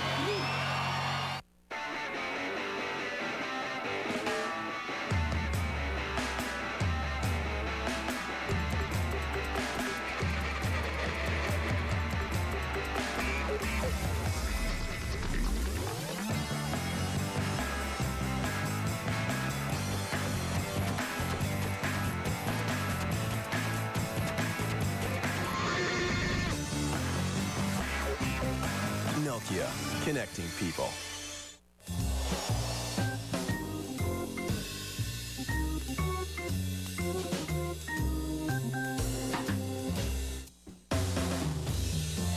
Desperate Housewives, Sundays this fall on ABC. Karl Malone, and you know about the knee. He missed half the season, came back, wrapping it with ice. And there's another of the Malone family, pretty prominent person in this building. Here's Michelle. Yeah, I'm joined by Cheryl Ford, Karl Malone's daughter, who won a WNBA championship in this building just a year ago. He was here for you. Now you're trying to be here for him, wearing his number. How tough is it to watch him injured? It's real tough. You know, I talked to him earlier today, and he told me he didn't know, if he was hurting the team or helping the team. But I just told him that if he can't play, just try to keep him motivated. What did he think about you winning a championship before he did? Oh, he was, he's just real proud and supportive of me. We really don't talk about him winning before me. And he's just real proud of me. But what would it mean to him? He's 40 years old now. Obviously, he's been injured quite a bit. You talked to him. What would it mean to him to win before he's done? I mean, it'll mean a lot to him. He is, this is really what he wants before he's done. And it really just hurts me to see him out there in pain like that. But still, he's still trying to go and get his championship before he finishes. He's a warrior playing through a lot of pain. Thank you, Cheryl Ford. Al, back to you. Thank you. And the reason, of course, Medvedenko's guarding Wallace is because Karl is on the bench, and the foul here is called on Eldon Campbell as O'Neal got the rebound. And more importantly, you look at the foul situation right now, the Lakers have not been in penalty. They've done a much better job of staying out of foul trouble. So now the Pistons are going to have to score points through their offense, which tonight both teams have struggled doing. Luke Walton now comes in, and Wallace, Rasheed, that is, will guard him. Medvedenko comes out. He's come in. The reason they brought in Luke Walton is so now Rasheed Wallace can't help off a shot. And that's why they brought him in, because Luke Walton will take a shot. Terrible shot by Kobe, but O'Neal is out to get the rebound, and then Payton drives, and Gary puts it in on the layup to make it a 54-54 game with 2:40 to go in the third. See, that's what Gary Payton has to do. Broken plays, play your game. Payton with 8 points tonight, his best output in this series.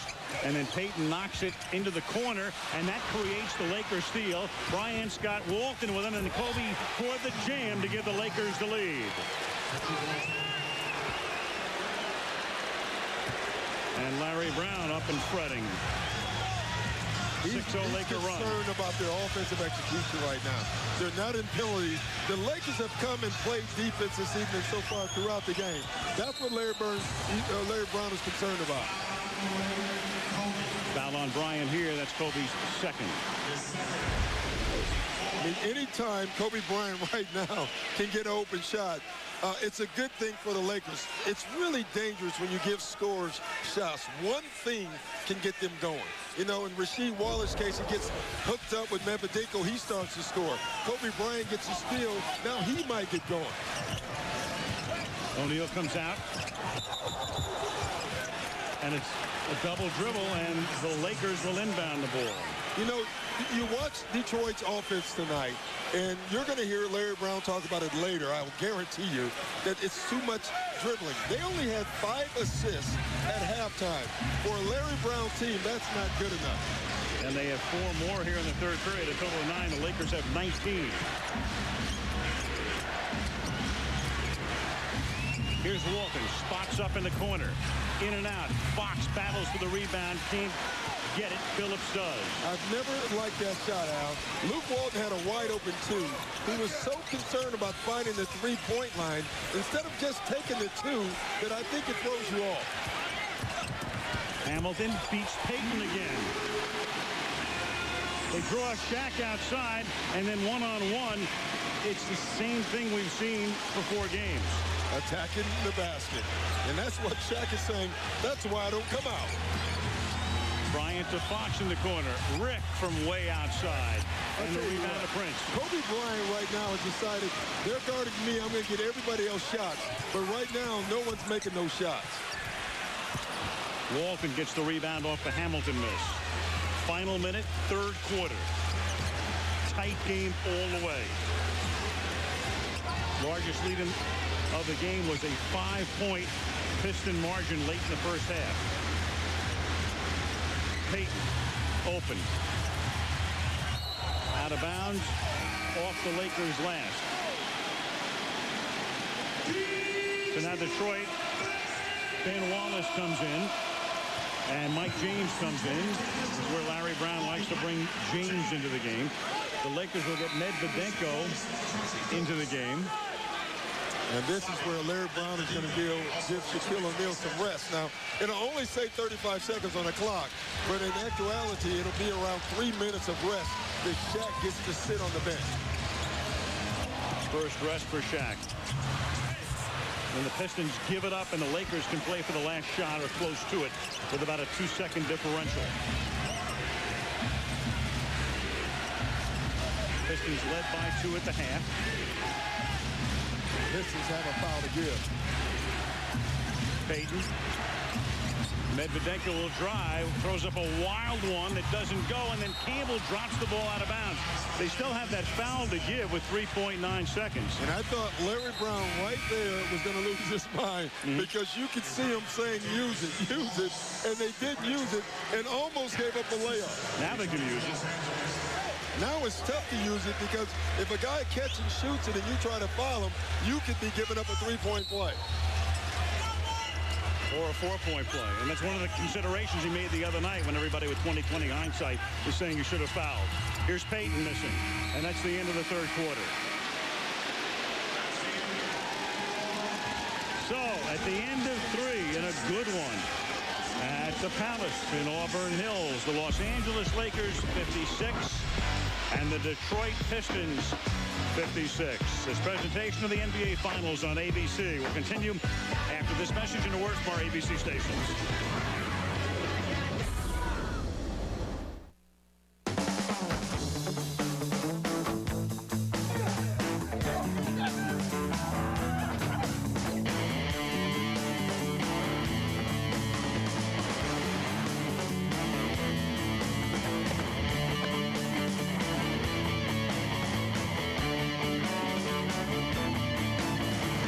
Introducing the all-new Toyota Tundra Double Cab. Not just big, life-sized. Next line, please, Jason. FODPC. Good. Now the line below it. DPLTC. Now the bottom one. ZOL. Doc, I can't see when you're doing that. Oh, I'm sorry. CFT. Thanks, Mr. Kidd. Richard, your car's being towed. What? What? Oh. Hey. It's my car. I remember this one time I was after this fine lady up from over there on King Boulevard. I couldn't get nowhere, no how. That's because you're ugly. Man, I'm so lost. You really in love, ain't you, Ben? She's all I think about. Night, day and night. I got it bad. Real bad? Real bad. Trophy? No. I've seen it before, but never like this. My parents are going out of town tonight, and I was thinking that maybe it was time for us to, you know... Yes! Life as we know it. Thursdays this fall on ABC.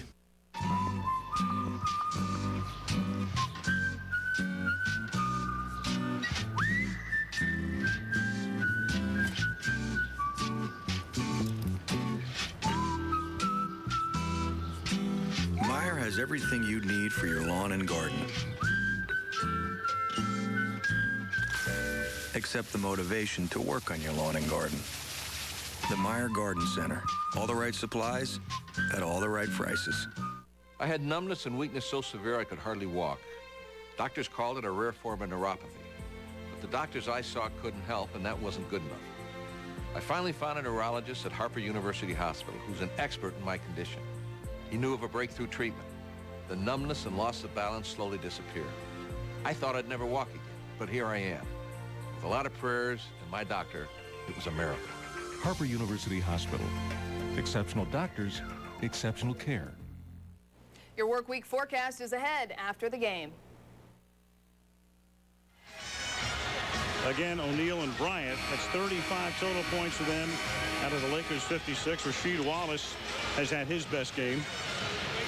That's our McDonald's NBA Finals summary. You know, we're sitting here, Doc. The game is tied. But the feeling you get is it's more on the Pistons' terms. The pace and tempo of the game is more toward Detroit than Los Angeles. Yeah, you know, one of the things Phil Jackson talked about yesterday is that he wanted the Lakers to impose their will. Well, they're trying to do that, but this game and this entire series, to me, thus far, has been Piston basketball. They've dictated the style of play. Now, the Lakers are playing great defense, so they're playing more like the Pistons than the Pistons are playing like the Lakers, but it still is on Pistons' terms, and I think that's an interesting thing. Also, you look at Kobe Bryant, who's struggling now, and it's amazing how dependent you are on your teammates. Kobe Bryant is struggling because his teammates aren't making shots, and that allows Detroit to help out on Kobe Bryant, and he'll continue to struggle until somebody else makes shots. It is Piston basketball. Teams averaging a tick under 19 points per quarter through 3. Shot clock at 7 as Prince starts in. And misses here, and Derek Fisher goes to the floor, has the rebound, and the Lakers maintain possession. This period starts with Walton, Fisher, and Fox in with Kobe and Shaq for LA. It's Elton Campbell who helps to reject it, and here comes Hamilton with Ben Wallace on the other side, making a 12-footer. But once again, they are making Kobe Bryant give it up. Now he's doing the right thing. He's giving the ball up, but the others can't make shots. The Diesel comes in and misses, and Prince gets the rebound. The Lakers better be very careful right now in this stretch.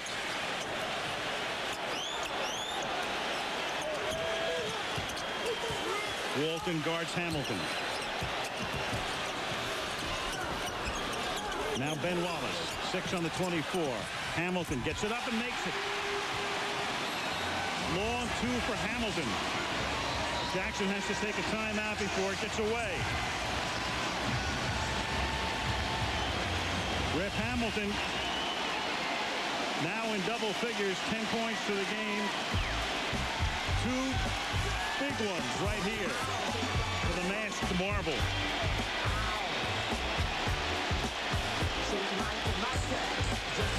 (60-56). Detroit.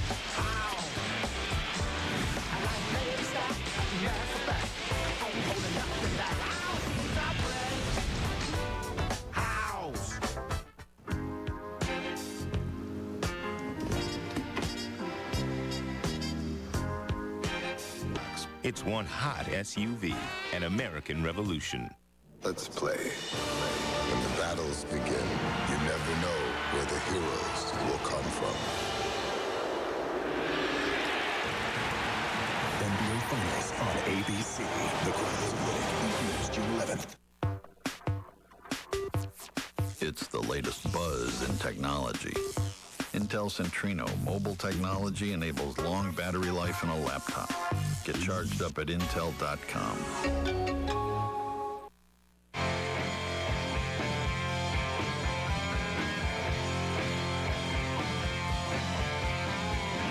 Introducing Aspen Edge, low-carb premium lager. Crafted by Coors Master Brewers using high country malts and only 2.6 grams of carbs for a surprisingly real beer taste. Aspen Edge, so good, it doesn't even know it's low carb. Who is Mark Cuban? He's a self-made billionaire who considers himself the luckiest person in the world. What is his game? What would you be willing to do for $1 million? How is it played? The only rules to the game are there are no rules. He does like to mess with your head. This is not the game that you're going to think it is. A lot of twists and turns. Oh, my. Where will the money land? I know there's going to be some backstabbing. These people are like barracudas. Mark Cuban is the benefactor. Mondays this fall on ABC.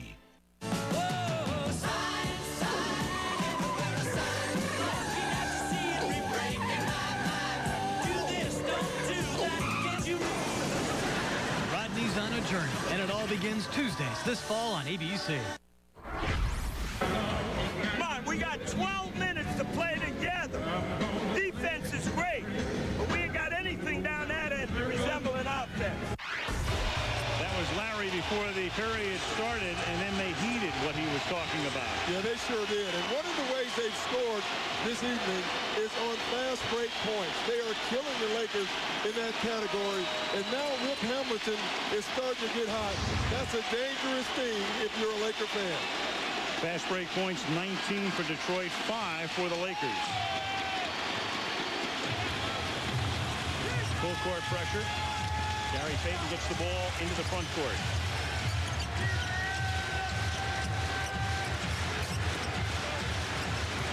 Walton drives. Couldn't get it to O'Neal underneath. Bryant slithers through and banks it in. Slithers through one guy, two other guys is running, and he had the ability to score. Bryant has 14 points, but he's 6 out of 20 from the field. Ben Wallace, and he got tugged by Walton, and there's the foul. But good foul. You know, instead of letting the guy get a dunk, you grab him and you take the bucket away. Little plays like this save games. This is a dunk if Luke Walton doesn't grab him. Instead now, the Pistons have to take the ball out of bounds. Rasheed Wallace comes in. Campbell goes out. That's the Lakers' 23rd foul tonight. The Pistons with only 11. Phillips from outside. O'Neal gets the rebound. 18 rebounds for Shaq. Meanwhile, the Pistons from outside 0 for 7 on three-pointers. Under 10 to play. Walton to Payton. 6 on the 24. Walton to the corner. Bryant. Another tough shot. Another tough shot. That's where someone else is going to have to make. Whoa, baby, and the house erupts on the lob to Rasheed Wallace. And the Lakers have to take another timeout. It's a 20. I love this timeout because what Phil Jackson is trying to do is keep the crowd out. That's too late. But keep the Pistons down, not get them too excited, and not let them stretch. I mean, these are tough shots. I mean, look where they're giving the ball to Kobe Bryant. There's 1 second on the shot clock, or 3, and he has to throw up a wild shot.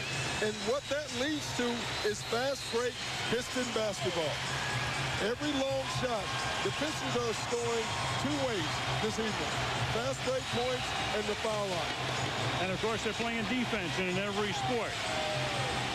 Football, baseball pitching, hockey goaltending, defense, defense, defense. Yeah.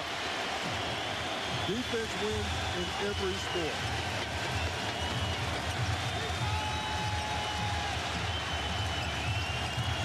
Lob into Shaquille. It was almost stolen, and Wallace says, "Ah, man, I almost got that one." What is it, Dwight Clark? Is that the guy who made the great catch for the 49ers? From Joe Montana. That was an unbelievable catch by Shaq right there. Unbelievable.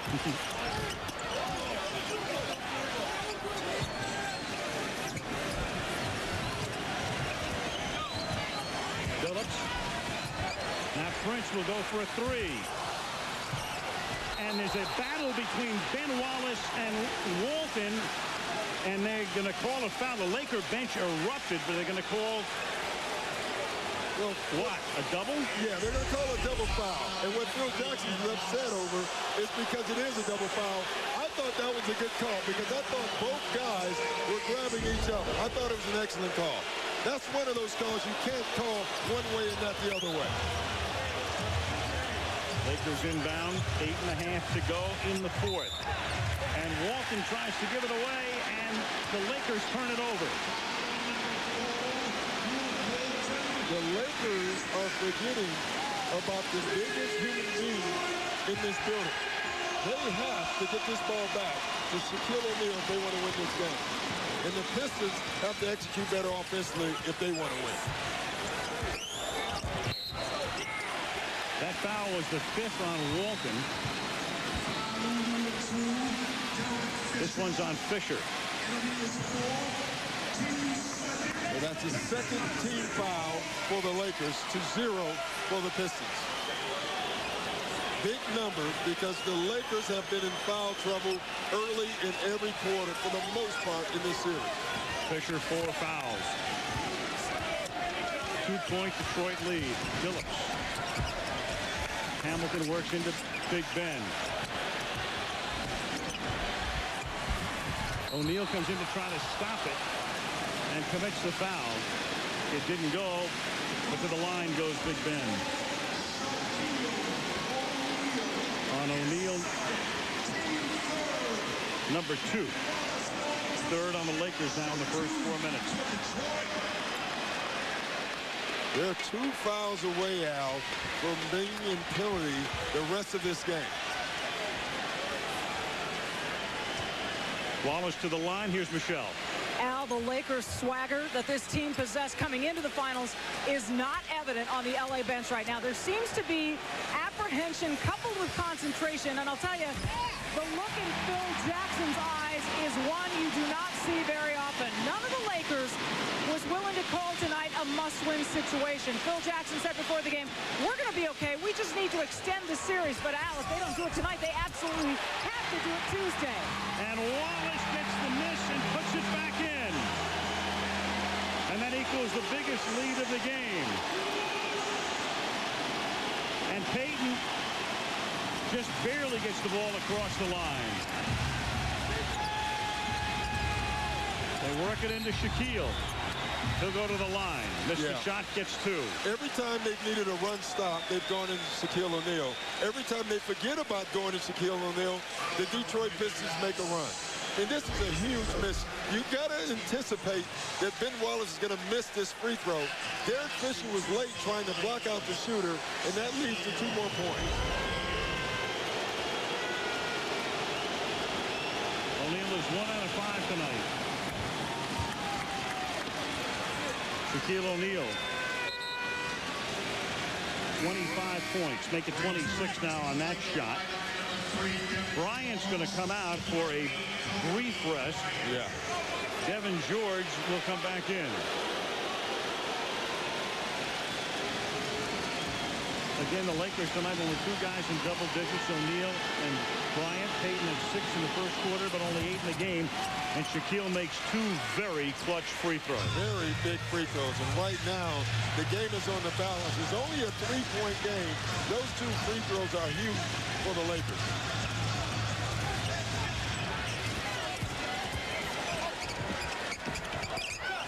Wallace won't pass up a 17-footer.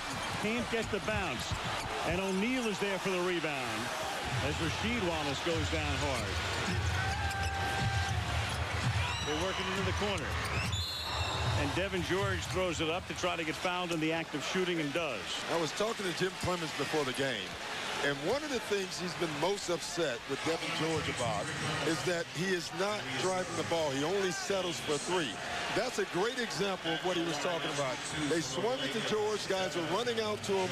Instead of settling for the 3, he put the ball on the ground, drove to the basket, and now he's on the foul line. This is the first Devin George tonight.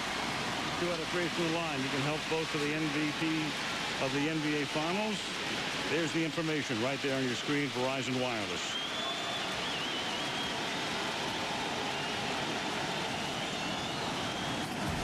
Well, maybe that's why he doesn't run the ball. And Shaq makes 2, Devin George misses 2.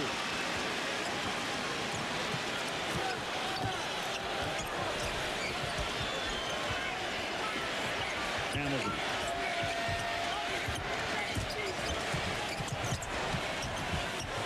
Wallace. Rasheed Wallace. 67-62.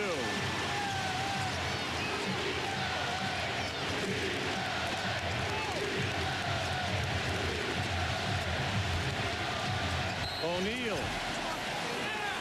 It counts and he's fouled. Al, when he makes moves that quick, It's impossible to stop him. Impossible. What you try to do is not foul him when he's making it. I mean, this is an excellent move. This is not a power move. This is a quick spin move by a power player. Sense of urgency is the most overworked cliche in sports today. But it's appropriate for this guy tonight. He senses it. He knows it. We have a lane violation here on Hamilton. He'll get another shot. But if ever a guy knows what this game is and what this win would mean or a loss would mean here, it is number 34. It's no doubt, Al. And they talk about leadership. This is leadership by the way he's playing.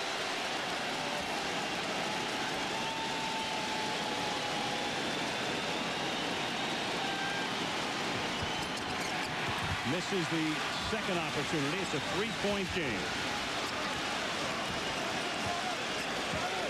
Bryant still on the bench. Phillips will put it up from outside. Three-pointer. Every time they go under on pick and rolls with Chauncey Phillips, he makes them pay. That's the first Detroit three in the game. Biggest lead of the game. Shaquille again. Foul.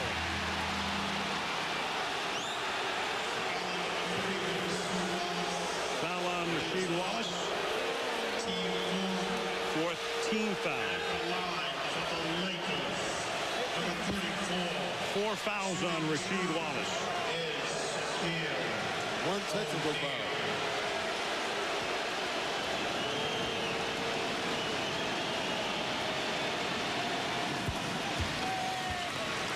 70-65. Stuart Scott. Al, you saw Rasheed complaining about that foul. You know he's been like the poster boy for technical fouls in the NBA the last few years. He calls it passion. His coach, Larry Brown, says Rasheed is the most misunderstood man I've ever met. He says all he wants to do is win. Larry Brown even said, there are times I act kind of stupid out there. He said, but whenever you see Rasheed doing it, it's just because he wants to win so badly. Right now, what you see is Rasheed wanting to win so badly, Al. You know, Stewart makes a great point. I mean, Rasheed Wallace obviously at times crosses the line, Al, but you look at a guy with passion. Give me 12 guys with passion over 12 guys with no passion all day. You know, the old saying is, I'd rather kindle a fire than start a fire. And a choir boy in the playoffs with just 1 foul in postseason. You had a lane violation, and now you've got a loose ball foul on Walton. And that's it for Luke. That's his 6th. He's gone.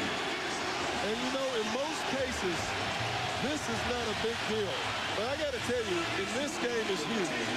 Because what Luke Walton did was he didn't allow the guy guarding him to help on Shaq. When he goes out, Phil Jackson has to make a choice who he's going to put in the game. And it's a tough choice. Malone played early. Karl Malone, then what you're saying is Karl Malone, you're going to have to make shots. I think he should go real small, but I don't think he's going to do that. No, he's going to go big with Medvedenko here. Meanwhile, Bryant is still in his warm-ups. With 6:03 to play in the 4th. And now Kobe's going to come into the game. Yeah, not a bad time, obviously. Kobe's had a rest now. He can come in fresh. He has to provide some offense, but again, it's very difficult because they're ganging up on him. Medvedenko, bottom line, with him in, he has to make open shots for the Lakers to stay in this game. But again, you still get the feel, Al, that the Detroit Pistons are dictating the pace of play. Right from the start. The Lakers playing a lot better than they did the other night, but never in control of the pace of this game.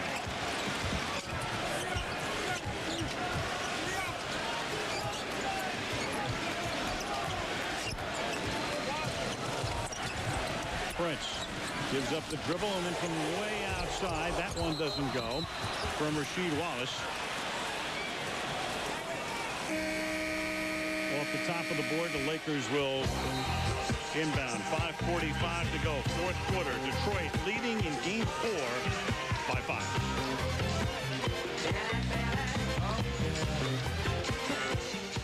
All right, Tim, 80,000 all in. Okay, all right. Forget about that. I was just kidding. 72.5. Say no more. Moonroof, extended warranty. Stop me at any time. Titanium wheels package. After that, I mean, you're cutting into my, which you don't care about. I got nothing else, Tim.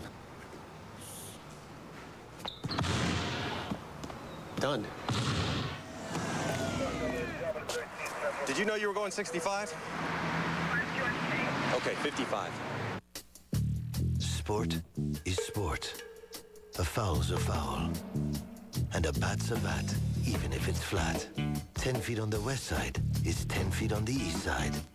Football is football, unless it's football.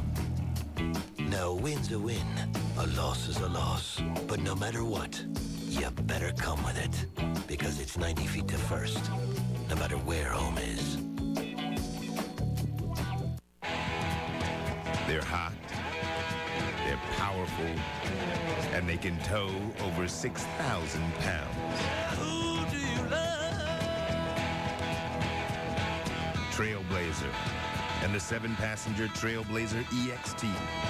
Oh, who do you love? Trailblazer, an American revolution. Trailblazer is available with the safety and security of OnStar. The Bulldog represents Simon Gratz, my high school. That's where the love for the game started. The sun god, Ra, is shining down on my family. Fatima, my wife, my queen. That's my youngest son, Nazir, my middle son, Ishmael, and my oldest son, Malik. That's me. I'm still gonna get something in the cartouche. Maybe Semper Fi. For always faithful. The Pistons are on fire. Go Pistons, baby! Detroit's got the fever. Oh, the Lakers going down. And Channel 7 is where it's happening. Watch me now. The coverage continues on the station that has it all. Starting Tuesday night at 5. Only on 7. The NBA Finals on ABC. Brought to you by American Express, the official card of high flyers. Gatorade Thirst Quencher. It's in the NBA. Is it in you? The new Chevrolets. 10 new cars and trucks in 20 months. An American revolution. And Nike Basketball.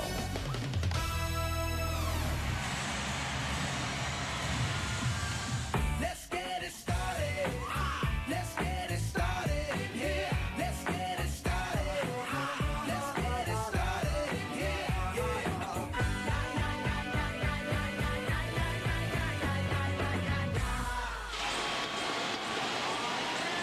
Los Angeles Lakers in jeopardy of going down 3 games to 1. 3 of the big 4. Malone not in the game. Carl has played very little since the first quarter, and the Lakers have it. No team has ever come back from a 3-1 deficit to win the finals. Kobe Bryant back in the game, almost lost control, gives it to Shaq, he scores and gets fouled.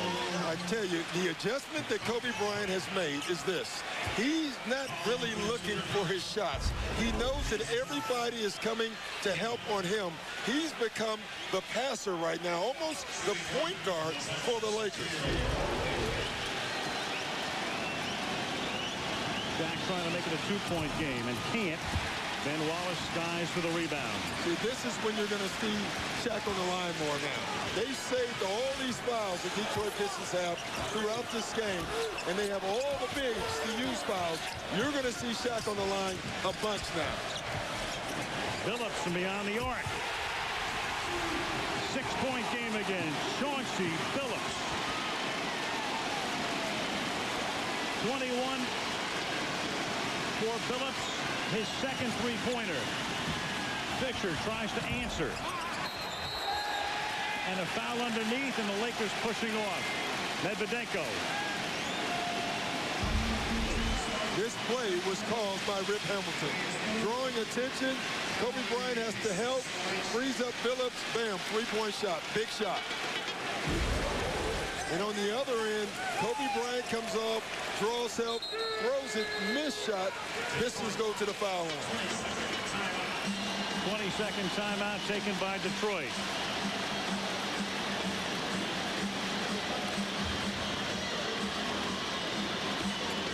the look of a coach and a superstar knowing you've got 5 minutes left in a game that's not an elimination game. But boy, oh boy, oh boy. It's close. And I'm going to tell you, Al, what that conversation was about. Kobe Bryant went to the huddle and said, listen, I'm doing what you're telling me to do. I'm moving the ball. They're not making the shot. Phil Jackson is trying to say, keep doing that. Kobe is thinking, at some point, I'm going to start forcing some shots. It'll be interesting how patient Kobe Bryant is in this last 5 minutes, or will he start trying to force the action? And Bryant has had a cold hand tonight. He's 6 out of 21 from the field, 2 of 4 from three-point land. Rasheed Wallace at the line. He's made 4 of 4. Makes either, and the Pistons will have their biggest lead of the game.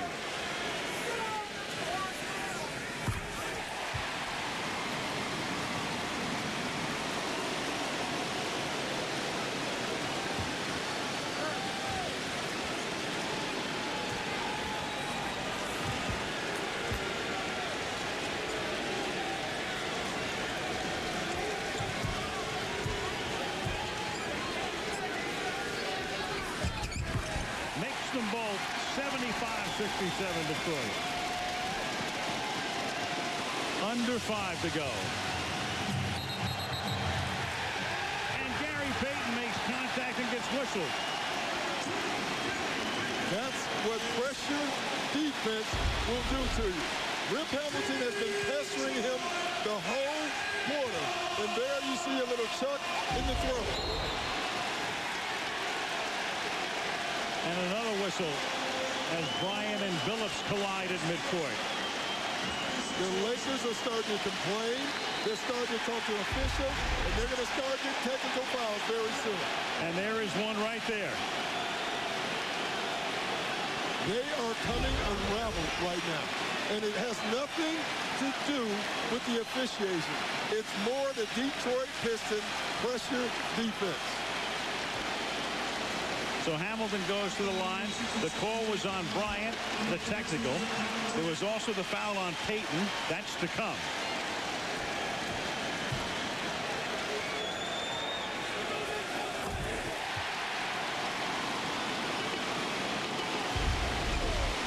That was the technical for Detroit now. 22 of 31.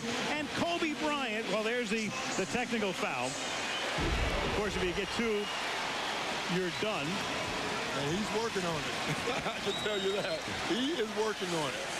Yeah, we were showing the replay, and I was looking at him thinking he may get teed up again.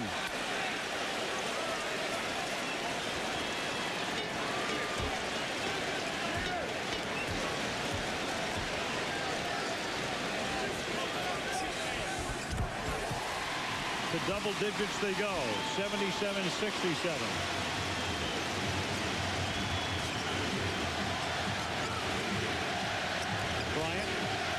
Wallace comes all the way out to midcourt.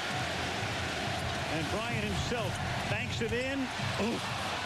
Kobe Bryant wasn't giving that up. There were 2 guys guarding him, another guy spying on him, and he still gets to the bucket. That might be what he has to do, but I got to tell you, if you play the percentages of your Detroit Pistons, you like that. All he could do to get it in. Perfect touch to softly bounce it in. 5 on the timer. Billups from way outside is short. Pistons.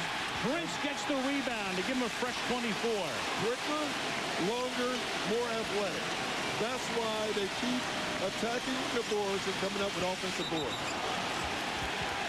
And inside, the foul is called on O'Neal. You know, one of the things they said they wanted to do was knock Rip Hamilton down. The problem is when you're down 8 points and in penalty, this is not the time to do it. That to me is still, and that's been the story, one of the stories in this series, the total fouls. Larry Brown's so worried coming in about having to commit too many fouls to stop O'Neal. Yeah, and it's been the exact other way around. I mean, it's amazing. The Lakers led the league in free throws attempted all year. And in this series, it's been all Detroit. And the reason it's been Detroit is because they're quicker to the ball, and they're quicker to the basket, and they've dominated the offensive boards.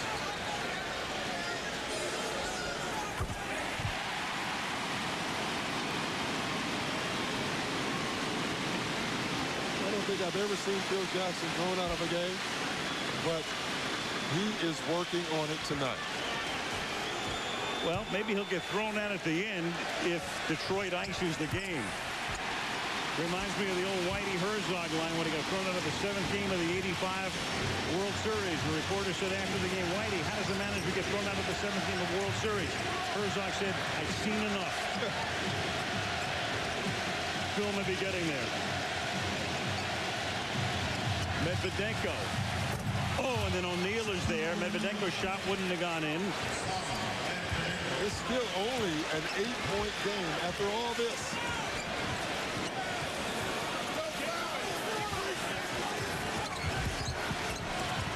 Hamilton stops in the lane. Gets the bounce. Has it going. You know, it's funny. Kobe Bryant has guarded Rip all game. Done a nice job. Then Chauncey Billups gets going, so they put Kobe on Chauncey Billups. Now Rip Hamilton's got it going. Bryant. Billups gets the rebound. We're down to 3 minutes to go in the 4th game.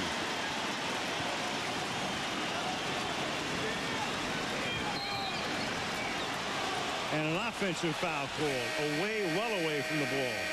And again, whenever you see a foul away from the basketball, it usually involves Derek Fisher because he's a great foul charger, and Rip Hamilton because he moves away from the ball. And that's 5 on Rip with Detroit up by 10.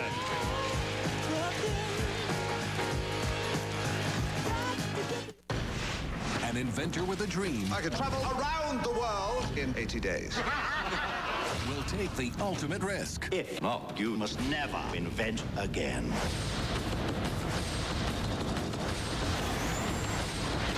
I'd have let go by now. Get ready for all the adventure in the world. Stop them! Watch out on the right. Oh, no, my right. Stop helping me! Around the world in 80 days. Rated PG. Starts Wednesday. Next line, please, Jason. FODPC. Good. Now the line below it. DPLTC. Now the bottom one. ZOL. Doc, I can't see when you're doing that. Oh, I'm sorry. CFT. Thanks, Mr. Kidd. Richard, your car's being towed. What? What? Oh. Hey. It's my car.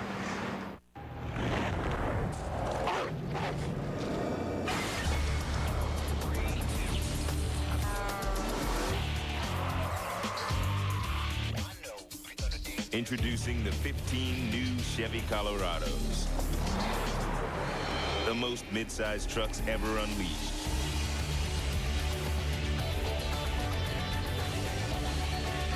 Chevy Colorado. An American revolution. I'd like to tell you a little story about my grandparents. They had a refrigerator that they knitted themselves out of yarn.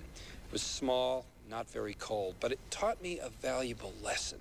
Not all of us have king-sized refrigerators. And that's why Miller brings you the space-saving Fridge Pack. It proves once again that Miller is a beer of the people. Plus, it's got this little lip here that keeps the beers from tumbling out. Choose great beer in great boxes, Miller. Good call. Everyone dreams of an island getaway. But what if you couldn't get away from the island? Lost. Wednesdays this fall on ABC. Guys, where are we? Have you seen the Lakers this frustrated on a big stage before? Not this group. Detroit has already equaled its second highest scoring quarter of the series. Here in the fourth, they've scored 25, and Byron Scott and Tom Tolbert, Detroit by 10, final 3 minutes. You know what? I think Detroit, everybody got to give them all their credit. This is a very, very good basketball team. They frustrated the Lakers for 4 straight games, and this game really should be the closeout game for Detroit. It's a better basketball team. They have more depth. They have more options to score. They're better defensively. They're a better team. And if if they maintain this for a couple of minutes, I think this place is going to be like Tuesday night with a potential closeout for Game 5. Still some time to go. Back down to Al and Doc. Thank you, Mike. And who in the world would have thought any of those things a week ago today? Karl Malone seated next to Kareem Rush there, and Malone hasn't played but 4 minutes here in the second half. Lakers down by 10. Whistle as O'Neal got it. Well, this is one way you can get back in the game, by fouling with a team in a penalty away from the ball, and that foul was on Chauncey Billups. That'll send Fisher to the free throw line. The Lakers are to the point where Brian Russell, so sparingly used, especially in the second half of the season and in the playoffs, that's Russell number 9, is in the game. Not for long. Medvedenko comes in. Yeah, and I think what Phil Jackson wants to do is go offense-defense. And that time, obviously, offensively, they got to the free throw line. Now Medvedenko comes in to play defense.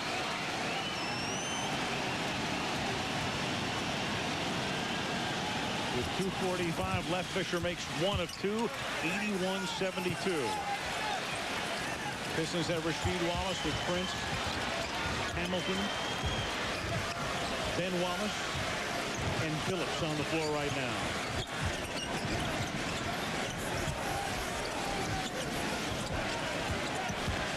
Hamilton. 5 on the timer. Here's Rasheed against Medvedenko again. Whoa! Wow. They're revisiting that little rivalry that developed in the third quarter, with Wallace delivering a knockout punch. Foul on Hamilton.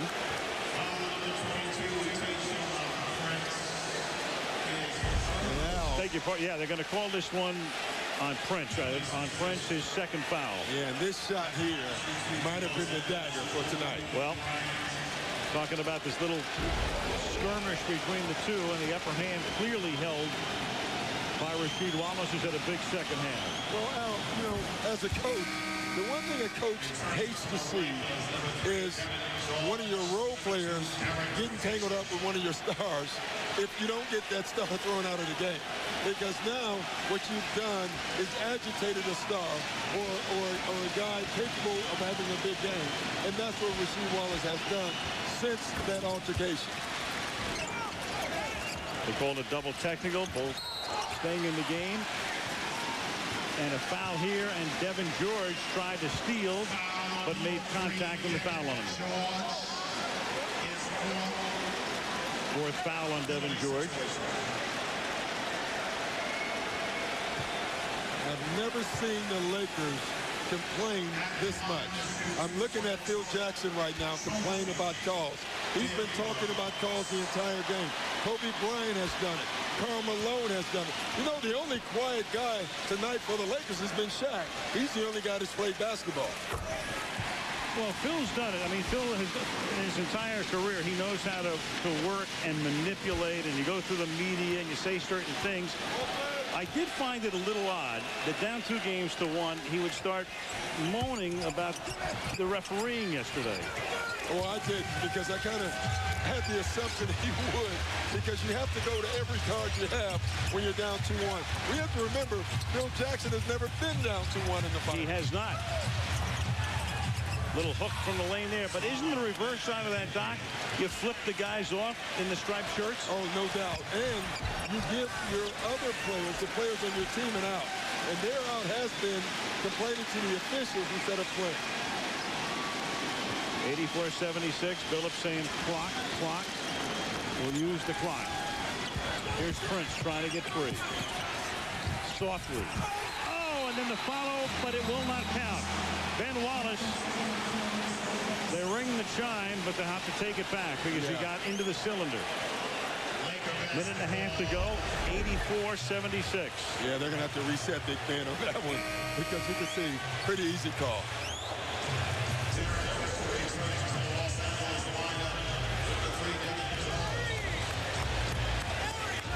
Payton inbounding out of Fisher in backcourt. know it's only 1:30 left, but you never are out of it in a basketball game. Well, the Lakers were down by 6 with 36 ticks the other night, and you know what happened. And here's Bryant making it a 6-point game with $1:18 to go.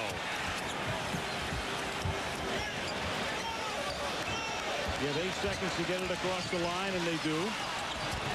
You know, it's interesting. Everyone talks about half a shot. You know, maybe they should have whacked to Ben Wallace. I was thinking, you know? Number 3, he's the guy. Instead, it's Rasheed, and that should be the dagger. He's throwing them, that's for sure. I thought the Lakers were vulnerable to the extent they were down 2-1, and that guy hadn't had a big game. Sooner or later, he was. Well, they woke him up. Rasheed Wallace, who was a walking technical foul for years in Portland, is now most likely, along with the Pistons, a game away from a championship.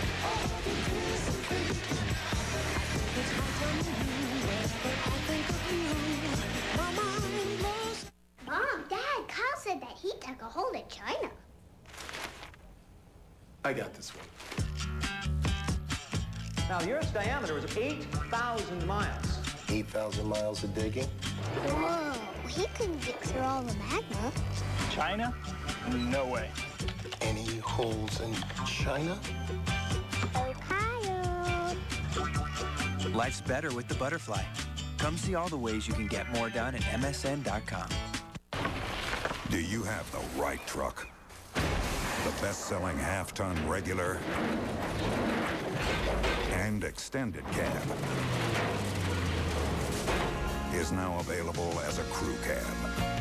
It's got more standard horsepower, more torque, and more towing capacity than Ford or Dodge half-ton crews. Introducing the new Silverado half-ton crew. It's the right truck from Chevy. A robot cannot harm a human being. Go ahead and you trust him if you want to. My robots don't kill people, Detective. That thing threw somebody out of a window. Is that registering with you? There is no conspiracy. What this is one mistake.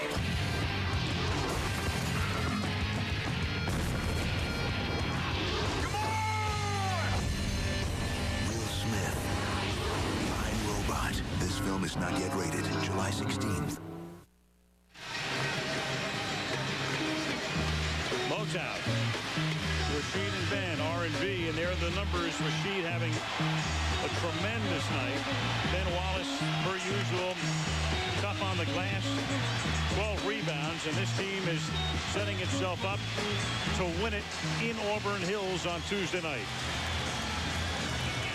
Well, I tell you, they've been terrific throughout. This entire series thus far has been played on the Pistons' terms. And their defense, you know, the Eastern Conference Finals, at the very end of the Eastern Conference Finals, all the questions is ugly offense, bad offense, bad offense. I think you're looking at the Lakers with 78 points with a minute left, and you're finding out great defense. Kobe missed the 3. Payton looking around. Kobe all the way, has it stripped in the lane.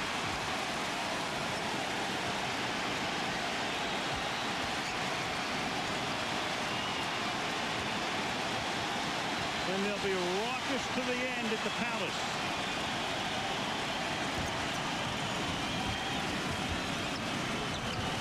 Rasheed. He's human.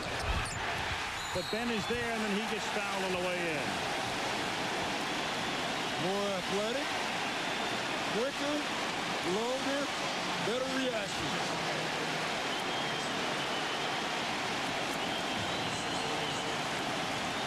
And very resolute. And I keep thinking back to the other night when if ever a team was set up to be so decimated by a loss, it would be the Pistons. Losing that game that they should have won in L.A., coming in here and never trailing and getting off to an 8-0 lead and winning by 20 and making the Lakers look like a fourth-place team in the Atlantic Division. Well, I think what is happening right now is, now a lot of people are saying the East Coast is pretty good. The Eastern Conference is pretty good. That from the new coach.